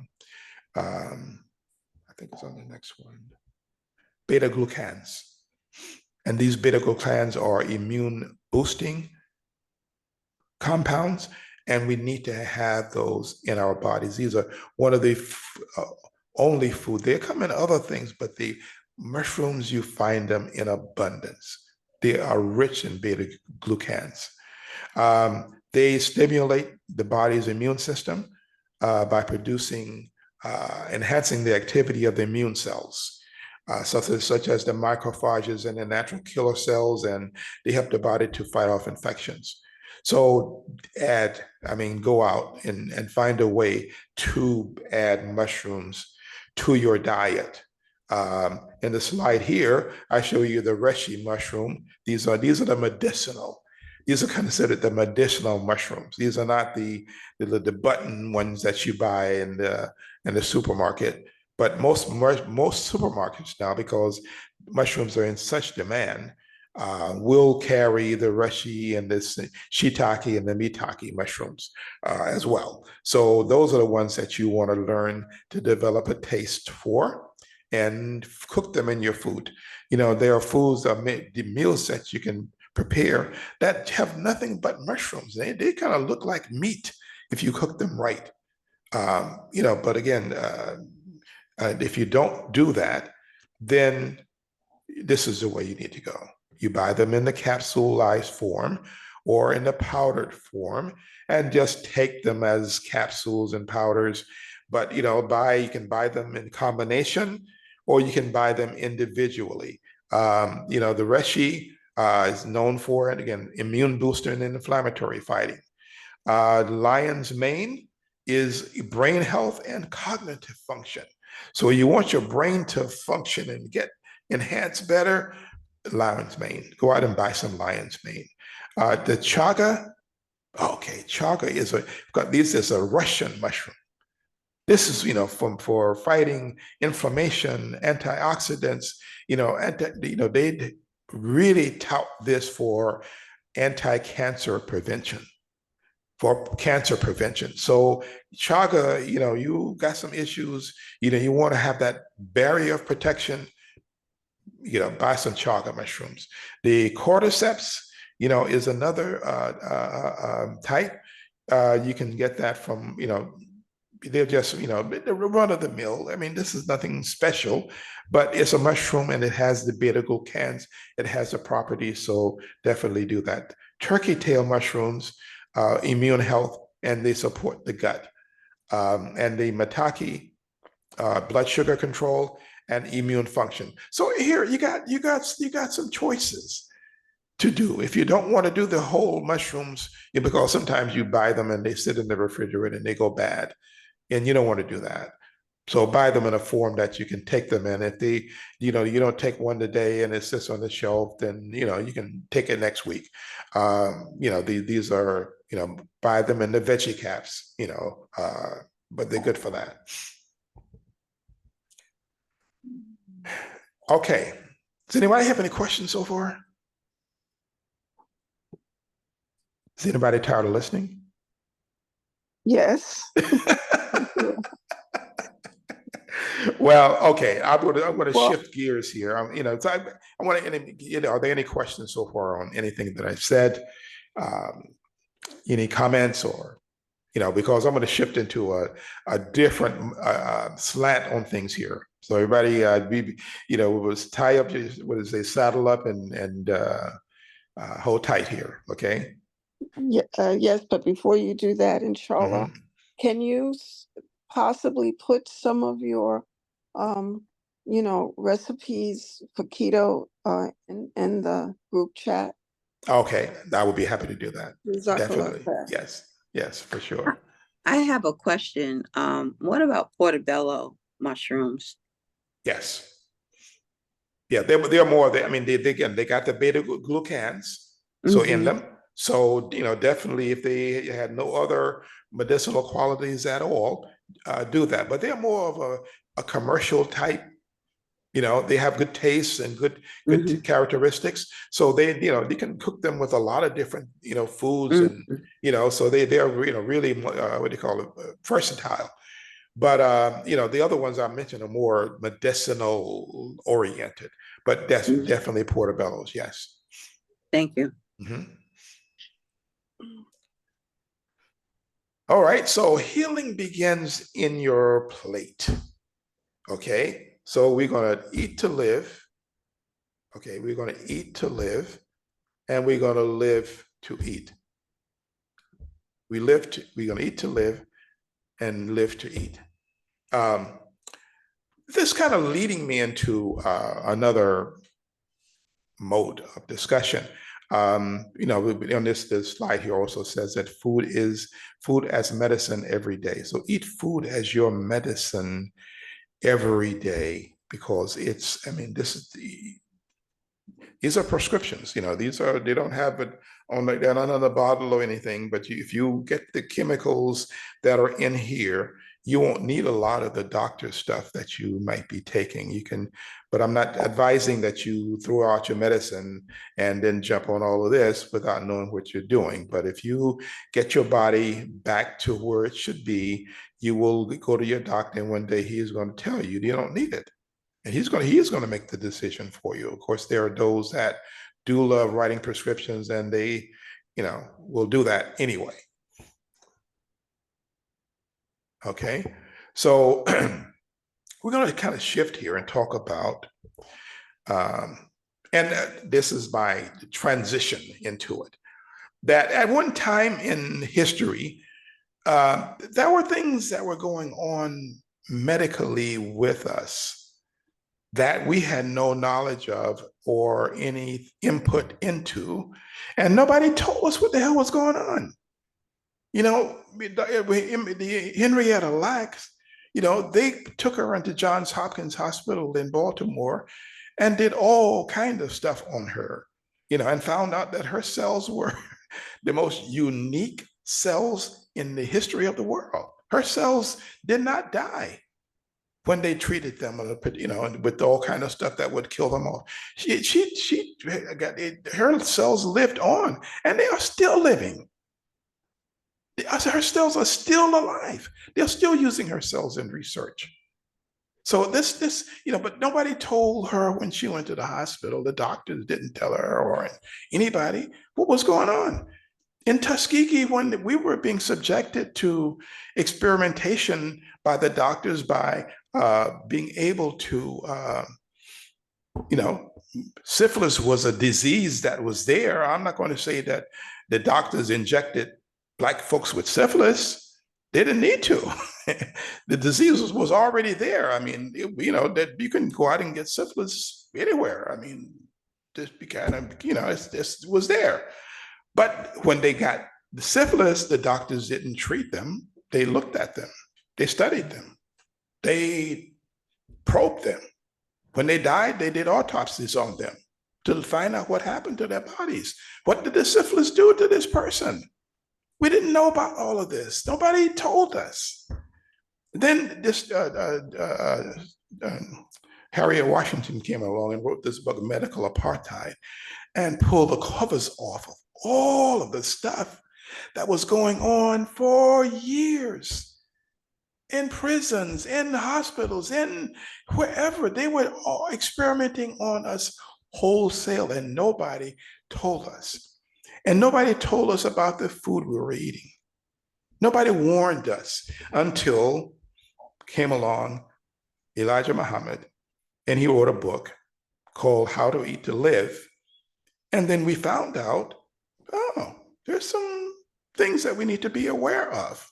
You know, a lot of us didn't follow what he did. This book came out in 1967.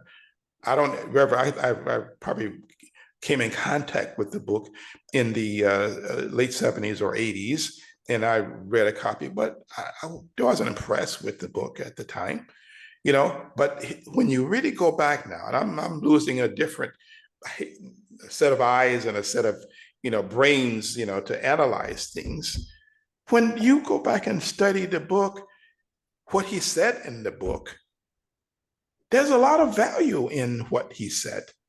You know, like one meal a day, or one meal every other day, or every few days. You don't have to eat every day. There's no need to gorge yourself on food. You know, we all know about pork. You know, I mean, I didn't eat pork before I became Muslim. You know, I did pork rinds and Spam. You know, it's kind of hard to turn your back on Spam sandwich, but for the most part, I didn't eat pork. I didn't ham and stuff didn't capture my fancy. So we know about pork, okay? But fruits and vegetables, you know, we didn't know about, you know, we know about some of them, you know, and of course all of our families always gave us, you know, options of vegetables to eat. And, you know, a lot of, you know, kids growing up during the, the 50s and the 60s, you know, we were finicky kids. We didn't have to eat stuff because we didn't like it. We didn't like the way it looked. We didn't like the way it tasted. So we didn't eat a lot of stuff, you know, but our parents made for us special food, you know, we didn't eat eggs for breakfast. She would make, you know, cornflakes, you know, we didn't, sugar frosted flakes, you know, or Fruit Loops came along much later, but we had the choice. You know, but we didn't know that all of that stuff was not really what we should eat. So the fruits and vegetables, we know Elijah Muhammad told us ones to eat. You know, whole grains were things that you should eat. Lots of whole. He advocated eating whole wheat bread. I'm not sure if that was 100%, but you know, we went out and tried to find whole wheat bread. but they were tricking us on the bread. We didn't really get the right stuff. It wasn't really whole wheat. It was white bread that was colored with stuff, and maybe there was a few grains inside of it, but we didn't get the right stuff. Beans and legumes, the navy beans and other things, were the ones that he recommended. But here, he said, don't eat certain things.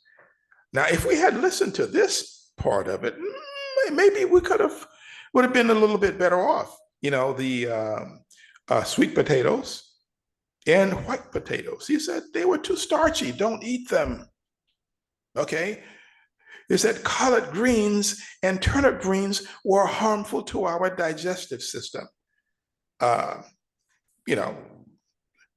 lot of us didn't listen to that particular one. Because we still eat our collard greens, and greens are good. I mean, it takes a long time for greens to digest, so they do work you a little bit harder than other green things do. And here are corn, and corn products are high in starch. Don't eat it, he said. Okay. And also said cabbages are very difficult to digest. So those were things that if we had been attuned into, we would have been probably a lot healthier than we are today. Then there was fish. He said eat fish, but be selective. He says avoid the scavengers, the catfish and the other fish, that are in the ocean or in the water that are, not good to eat. Probably the what do you call them? The crabs and the shrimps and all of those things that are classified as scavengers. Don't eat them. Milk and dairy, a little bit, but try to find unpasteurized milk, which in America is impossible. I mean, you can find some, with the right connections, but it's not, you can't go to any supermarket in the place and buy unpasteurized milk anywhere. Avoid processed foods and junk foods. Now, if we had listened to that one thing alone right there, we would have probably been a lot healthier than we are today, because we came up in the junk food era, so we got our share of junk food. So, we need to, I'm again looking back at it in retrospect. There was wisdom there that we slept on. Okay, minimizing sweets. Okay, he said, minimize sweets. Don't eat a lot of sugary foods. Cut back on all of that stuff. We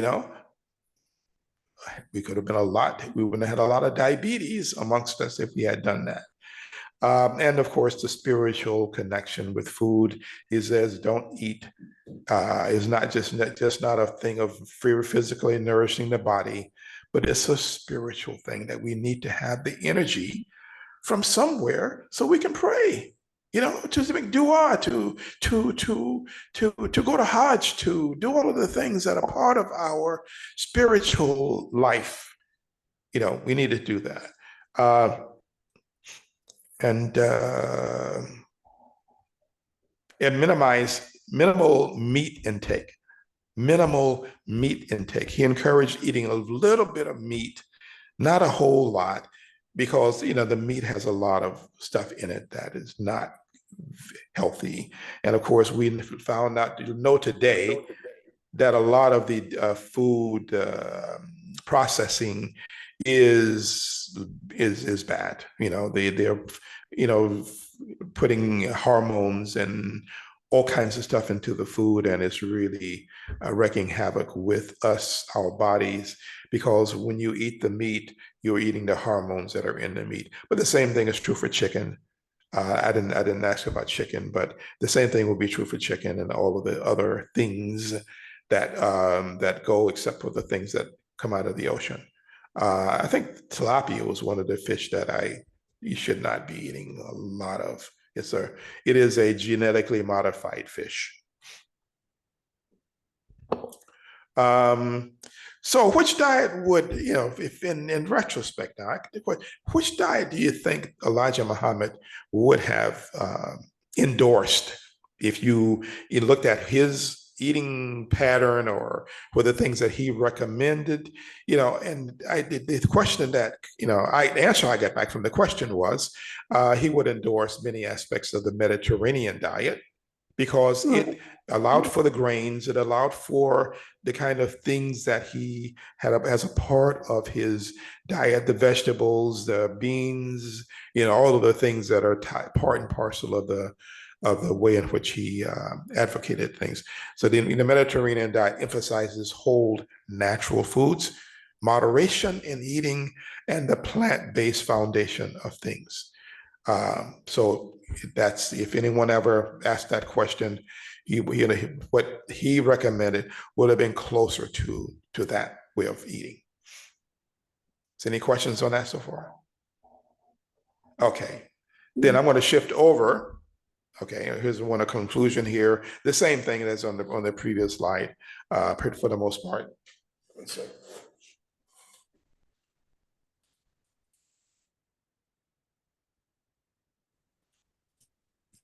excuse me, I had to do a little maintenance there. Here we're going to go. We're going to talk a little about the eating according to the Sunnah now, because we've talked about eating for health. All of these are about getting the most health out of the food that you're eating.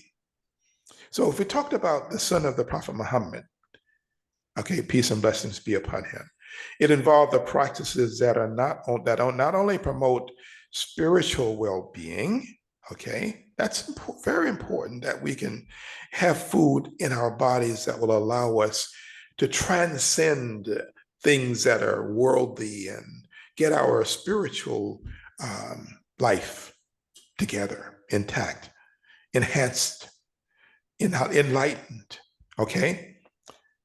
But he also recommends eating things that will align us with the modern health principles. And we're going to talk about some of those healthy principles. One is eating in moderation. He emphasized moderation in eating. Advises against filling the stomach, okay? Or advises against filling it up completely. He says fill it 1/3 with food, 1/3 with water, and 1/3 air. Okay? 1/3 food, 1/3 water, and 1/3 air. Okay? This prevents overeating, it aids in digestion, and it promotes overall well-being. It says no human ever filled a vessel worse than the stomach. This is a quote from the Prophet Muhammad sallallahu alaihi wasallam. No human ever filled a vessel worse than the stomach. Sufficient for any son of Adam are some morsels to keep his back straight. So eating just enough food to have strength. Now, we all know what that, if we know what our lifestyle is, we know what we have to do on a daily basis, so we know what that really means. Don't eat a lot. There's no need, especially when you're older and retired and you ain't got to go out. I mean, there's no sense to eat a big plate of food that, I mean, what are you going to burn all of those calories? It's going to add on to your body's weight. So also one of the other second principle would be consuming wholesome natural foods. Okay, he encouraged eating natural foods like dates, barley, and milk, which are rich in nutrients and promote health. Dates, for example, are packed with fiber, vitamins, and minerals, while honey is known as for its antioxidant and antimicrobial properties. Okay, the best of your dates is the Bornite date. It expels diseases and contains no disease. So there is a date called the Bornite date that if you're going to eat them, then this is probably the better one to eat because it expels diseases from your body. Then, fasting is a principle that we should adopt because the practice of intermittent fasting, where we're eating in a small time during the day. We're not eating all day, whenever we feel the urge to eat. We're eating based on certain principles that are sound and tested. For example, eating fasting on Mondays and Thursdays, that's intermittent fasting. If you did that, we would be healthier.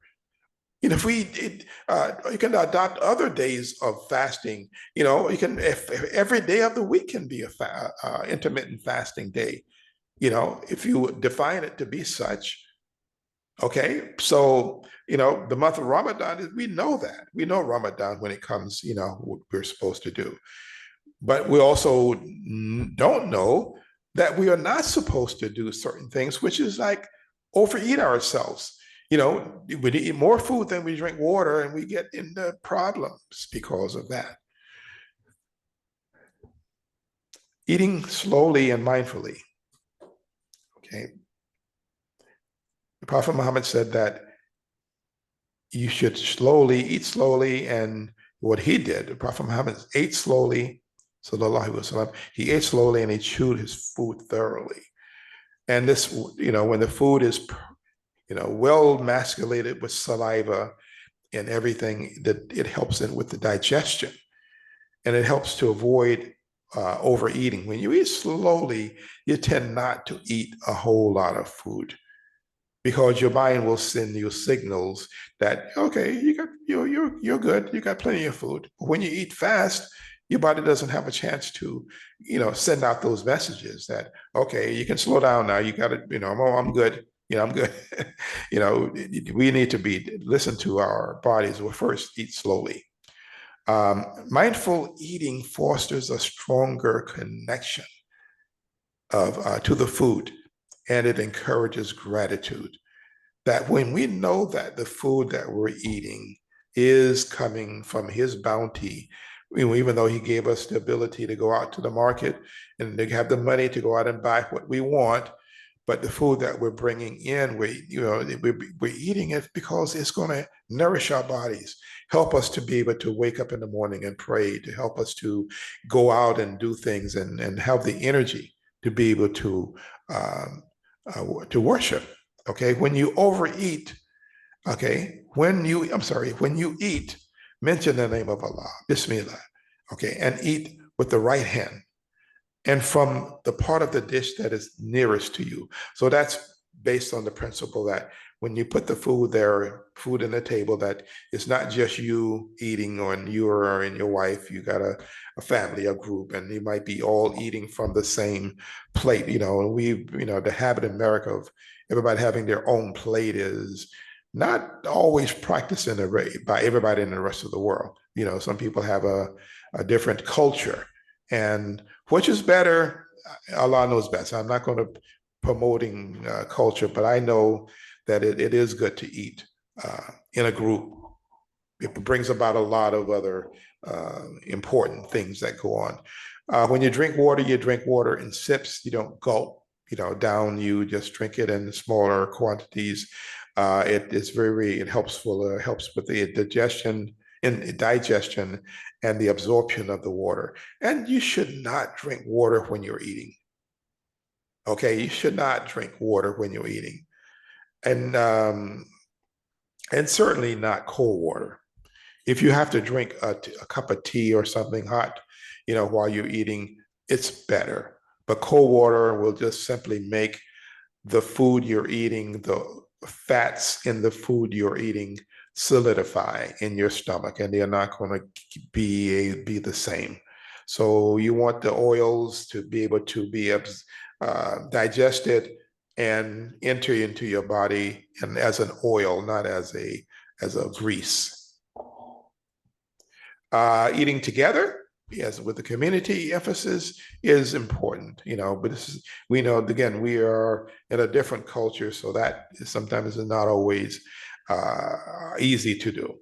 But you should, whenever an opportunity presents itself, you should avail yourself. And you should also maybe invite people over, come over and let's eat, and just have one plate of food on the table, let's do it that way rather than, okay, and if anybody wants to have a plate, make sure you have plates on board so that somebody wants to do that, then they have the opportunity to do that.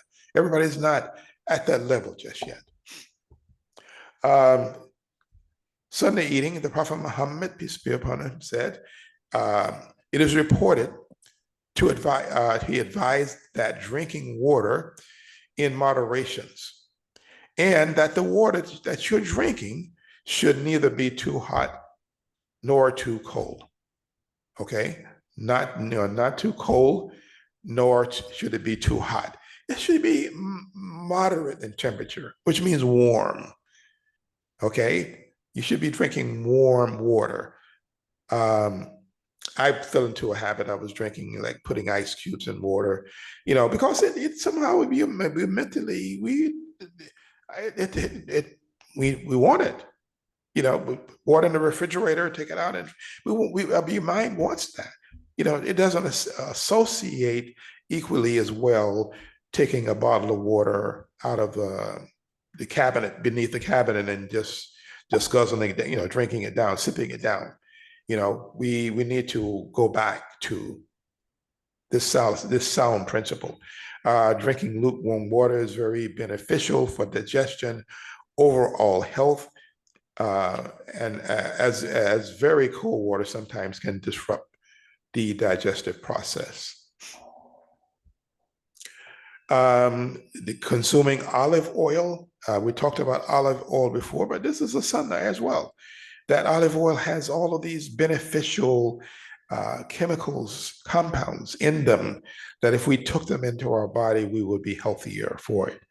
And starting the meal by saying in the name of God, I think we said that before, is important because it makes the meal that we're eating a religious experience. It's not just gulping down the food.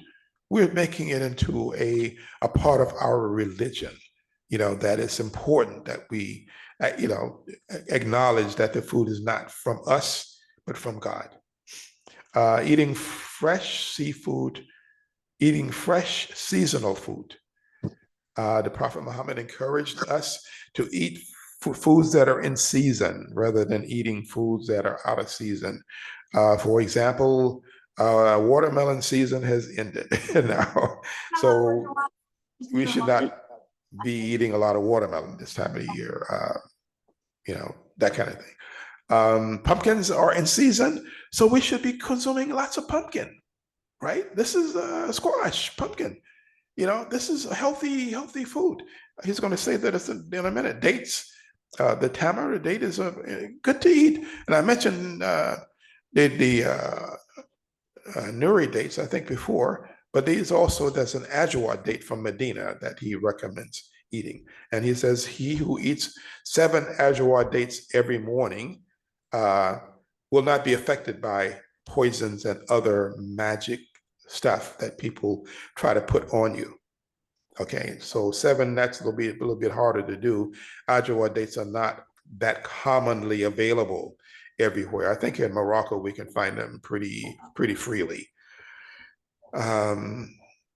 Pomegranates, consume them as much as you can. This is pomegranate season, so you'll begin to see them in the supermarkets and the places in all over the world because they are in season now. Certainly the fall of the year, our favorite thing, our pomegranates and all of those things. Remember the song by John Coltrane, favorite thing? Pomegranates is one of the things mentioned that. So pomegranate is mentioned in the Quran. It is a fruit of paradise. It is rich in antioxidants and beneficial for the health of the heart and digestion. Like I said, this is the time of the year where I try to eat a pomegranate every day because they are so abundant. The cost in America might be a little bit prohibitive for that, but they are there. I mean, it's just your choice. I like eating and chewing the seeds and swallowing them. They're good. Grapes, another. Dr. Jamil. Yes. You say you just eat I often get pomegranates, but they often just sit because I don't know how to eat them. So how do you eat them? You say you just what, bite into it, eat the seeds and the No, the seeds are what you eat. The seeds are the thing, not that white stuff, that's in there and not the outside. So I take it and I kind of cut it into 4 sections. And the other way is really just you can buy something and tap the seeds out and have the seeds land into a bowl, and then you can take a spoon and eat the seeds that way. I'll put up several ways to eat pomegranates on the website, because there are different ways. I'm not going to waste time with all of that. I'm going to just cut it 4 sections, and I'm going to try to get all of the seeds. You're going to lose some, but I try to get as many as I can, that way. So you're basically just swallowing the seeds? Chewing them, yes. I'm chewing them, and then that fiber that comes with it, to me, that's where all of that healthy, I'm getting that solid piece, that it kind of becomes a little fibrous, but that's what you really, I swallow that. You don't have to.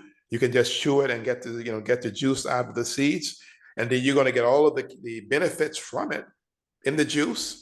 But I like to swallow it, because all of that, because the Akkermansia muciniphila, that's what you're getting in your colon. You need that stuff, and to me, it's all of it goes together. It's all good.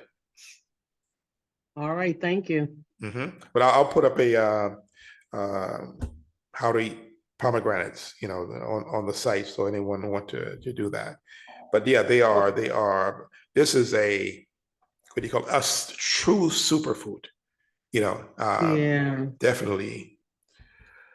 I appreciate that, because I knew it was a superfood, and I get pomegranates, but I didn't know how to use them. And I noticed that I'd get them, they'd stay in my crisper drawer. They'd be in there for a month or 2 or 3, and I'd probably just throw it out eventually. But I need the encouragement that you gave, that you can just go ahead and eat it and swallow the seeds too, because the seeds is what were holding me up. But as you're talking about it, I'm beginning to see and remember that the seeds is where the benefit is. Yeah, and so that's the good part. Don't be scared of those seeds, and go ahead on and chew on the juice, swallow the juice, and then swallow the seeds. Yes, that's you. And I'll give you a couple of weeks. You'll thank me for that, because this is really, and you'll see a difference in your bowel habits too. Yeah, trust me, you'll see it. Yeah, and you know what? I know it's true, and I know I'm going to be able to come back with you on a testimony on it, because I was just thinking of 3 things now: papaya seeds, pomegranate seeds, and apricot seeds. And someone asked the question, well, why shouldn't I powder them down and turn them to powder? And one expert, he said, is because when you swallow them whole, that they have a magnetic energy about themselves, and everything is frequency. And he said that they attract frequency and get themselves right. And I'm like, okay. And I'm hearing what you're saying today. And I'm like, okay, you're helping me not be afraid of the seeds, and to see that, like you said, I'm going to thank you, because there's going to be a whole bunch of benefit in them with me swallowing them, because apricot seeds are anti-cancer. They're vitamin B17, anti-cancer. And papaya seeds were the first thing that I took that started parasites releasing from my body. Yes. And I'm hearing you say the pomegranate seeds. So I just want to thank you and co-sign what you're saying. Alhamdulillah. Yes. That a lot of people don't remember that vitamin B17 thing. It goes way back to the 50s and 60s. There was something called Laetrile. Everybody heard of Laetrile? Laetrile was a cure for cancer. It still is, except in America it's banned. You will never find anybody being treated with Laetrile. But Laetrile was vitamin B17, amygdalin, which it caused, it comes from the from one of the places, it's in small amounts over in apple seeds and almonds, but primarily in apricots pits. They have a higher concentration of it. And amygdalin is really cyanide. You know what cyanide is, right? Cyanide is a poison. You should not get too much cyanide in your system at one time. So they say like maybe eat three or four apricot seeds, and that's it, because it can cause problems, but in small amounts, these things are very healthy to the body, and that Laetrile, whether or not it'll ever resurface again as a cure for cancer, it was really because of that cyanide that was in there that caused the cancer cells to, I guess, die off as a result of it. I'm kind of cutting through a lot of research articles on that, because this was a very studied thing for a long time. Let me just wind up here. We're almost finished. There are the vegetables that are considered sunnah, according to the Prophet Muhammad sallallahu alaihi wasallam. And the pumpkin squash is one of those vegetables. I mentioned it before. This is the time of the year when you should be going out and finding squash and pumpkin. More pumpkin than squash. Squash season is kind of winding down, but pumpkin season the pumpkins will be out there for the next 6 months. In Morocco, pumpkins are like year-round. Every Friday, people use pumpkins as a part of their that cuisine called tagine. They have a couscous tagine every Friday, and pumpkins is a big part of all of that. But I don't know if anyone is aware of the ayat or surah in the Quran about the prophet Jonah. When he was swallowed by the big fish, the whale, and Allah spared him. He prayed the prayer, and Allah spared him, and the whale spit him back up on the earth. Okay? And when he spit him up, he spit him into a squash patch. Okay? So if you are in a squash patch where they're there, the squash healed all of the whale has started to digest him. Okay? His body was beginning to be decomposed. But the whale, when he spit him back up on the earth, the pumpkins was the healing thing that he ate. Pumpkins on his skin, pumpkins, everywhere on his body, and in the vines from the pumpkin. Okay, all of that is healthy and healing. So Jonah was spared, and he used the medicine that Allah put him in order to heal his body. Isn't that wonderful? That's the amazing that we have these things here, and we don't really know the history behind them. So eat squash as often as you can. Eat pumpkin. Don't just wait for the pumpkin pie. You can use it for other things as well. The cucumber. The cucumber is one of the foods that Prophet Muhammad ate. Sallallahu Alaihi Wasallam is one of the wonderful foods. You can eat it in so many different ways. He used to eat a cucumber with fresh dates. I never thought of that, to eat a cucumber and a date, but there's something hydrating and refreshing about doing it that way. So here we have it. We got all of the things that we can, we get olives. We talked about olives before, and honey. Definitely do not want to minimize the importance of honey. But the only thing I say is when we're trying to heal our body with the disease that we have from all of the years of eating anything that we wanted, whenever we wanted, we need to stop that source of sugar for a while, not forever, but I'm saying allow your body, allow your insulin resistance to cure itself before you start dumping things in. I've been doing keto now for January to October, 10 months.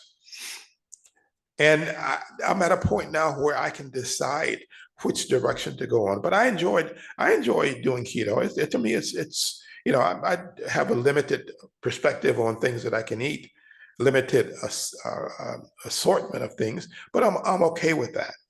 And I'm more important that I can say to you things that I know that worked for me, and to help you to guide you through this path, because sometimes it can be a little bit daunting. In summary, I want to say that fruits and vegetables, according to the Sunnah, include dates, pomegranates, grapes, figs, melons, pumpkin, cucumber, olives, barley, a whole range of things that we have available to us. So we need to find ways to get them into our bodies. And in general, the Prophet Muhammad sallallahu alaihi wasallam way of eating, to compare it to other systems, his system superseded any other mode of eating. It was not, keto. It wasn't Mediterranean. It wasn't carnivore. It was his way of eating. And we can begin to benefit from doing the things that he did. Okay, but first, again, we need to heal our bodies, to get them back to where we need to be at. And the key here is to find out what works for you. Track how your body responds to different foods. Stay mindful of food quality by eating the best, whether organic is what you should eat or whether that's a personal choice, but definitely try to find the best food out there to be had. Pair your diet with your lifestyle changes, and of course, sleep and stress reduction go hand in hand with all of that.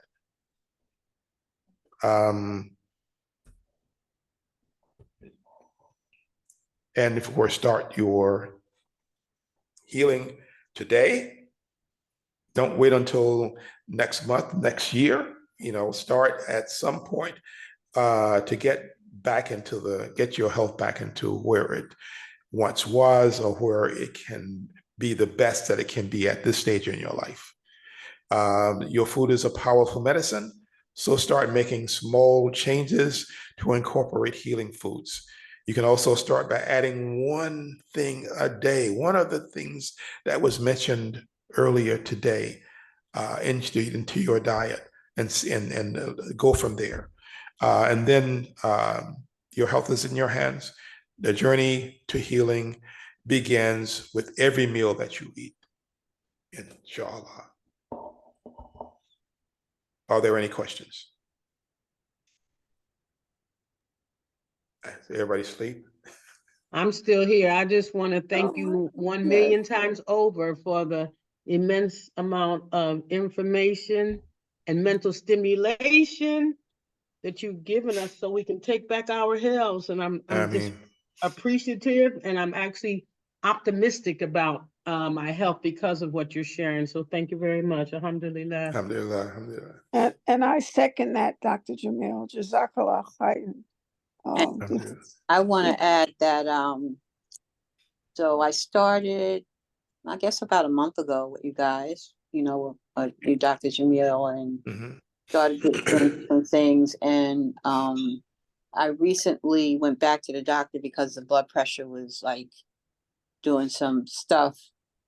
But also found out that there is a way that you take your blood pressure that if you don't do it that way, you're going to have some readings that are false readings. So I had to go back and understand I need to be in a resting, my back needs to be, I need to have my back up against something. I need to sit, and I need to have the arm relaxed and outstretched, because you kind of do it really quickly. And I found out that I started getting different results. But when I went back to the doctor, I had them do all this blood work because I just wasn't feeling well. And we had a telemed meeting, and she said, you know, based on everything you explained to me, and she said, I was expecting your results to be similar to what we saw 3 months ago. And she said, boy, you've made a lot of improvement. And I was like, whoa. And, you know, we have this thing called My Chart, where you can look at all of the tests. Yeah. The last time I looked at it, this stuff was like out of range. It, you know, was on the cusp of being good, but not quite, or just was bad. And so a lot of things that I typically struggle with, which is like iron and a low red blood cell count, anemia, and also the elevation in the white. All of those things are have gotten into the normal range. Alhamdulillah. And I haven't taken like iron pills or anything like that. It's just been like a lot of mindfulness in terms of what you eat. The part of when you eat, I didn't realize how important that was for my body because it's on its own clock, and I needed to figure out like what clock you on. And so eating like after like 11:30, 12 o'clock, and then breaking my fast, and I'm trying to get to the point where eating is done at 7. And then what I added recently with the MCT oil was how I finish my day before I go to bed. And that seems to have helped a little bit. I've gotten back on my bike. Yes. So I just have to thank you and all of the people in the group, actually, because I think the group dynamics inspires everyone to kind of want to try different things, to begin to just a consciousness about food and being mindful about the food that you eat, the quality that you eat. You know, so I just want to thank you for that. And I just want to continue. The weight is like a little like sketchy, but I'm not getting crazy about the weight aspect of it because that blood work spoke volumes. Okay. You know, Alhamdulillah. that's The weight will come. You know, if you start with the other things, the weight will happen. You know, yeah, I know the weight now. My weight will change. It's not bad, but it's not like the first week that we did, and you told us it was going to be water weight. So I was like, hey, this works well, right? No, it's not going to stay like that. And so for me right now, it's getting up and being physical. That's the part. Yes. Yes. Yeah. So I just started. I rode my bike yesterday. I thought I would be in excruciating pain today, and I'm not. So, you know, it's just trying something different, you know, something different every week.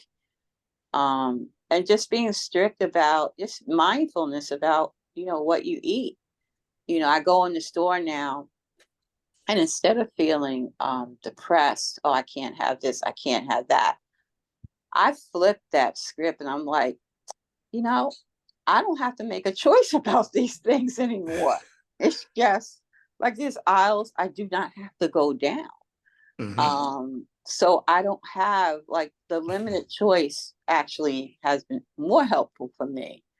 I still have like cravings and trying like drink some water or, you know, something, have some nuts, keep nuts in the car, you know, when I'm traveling.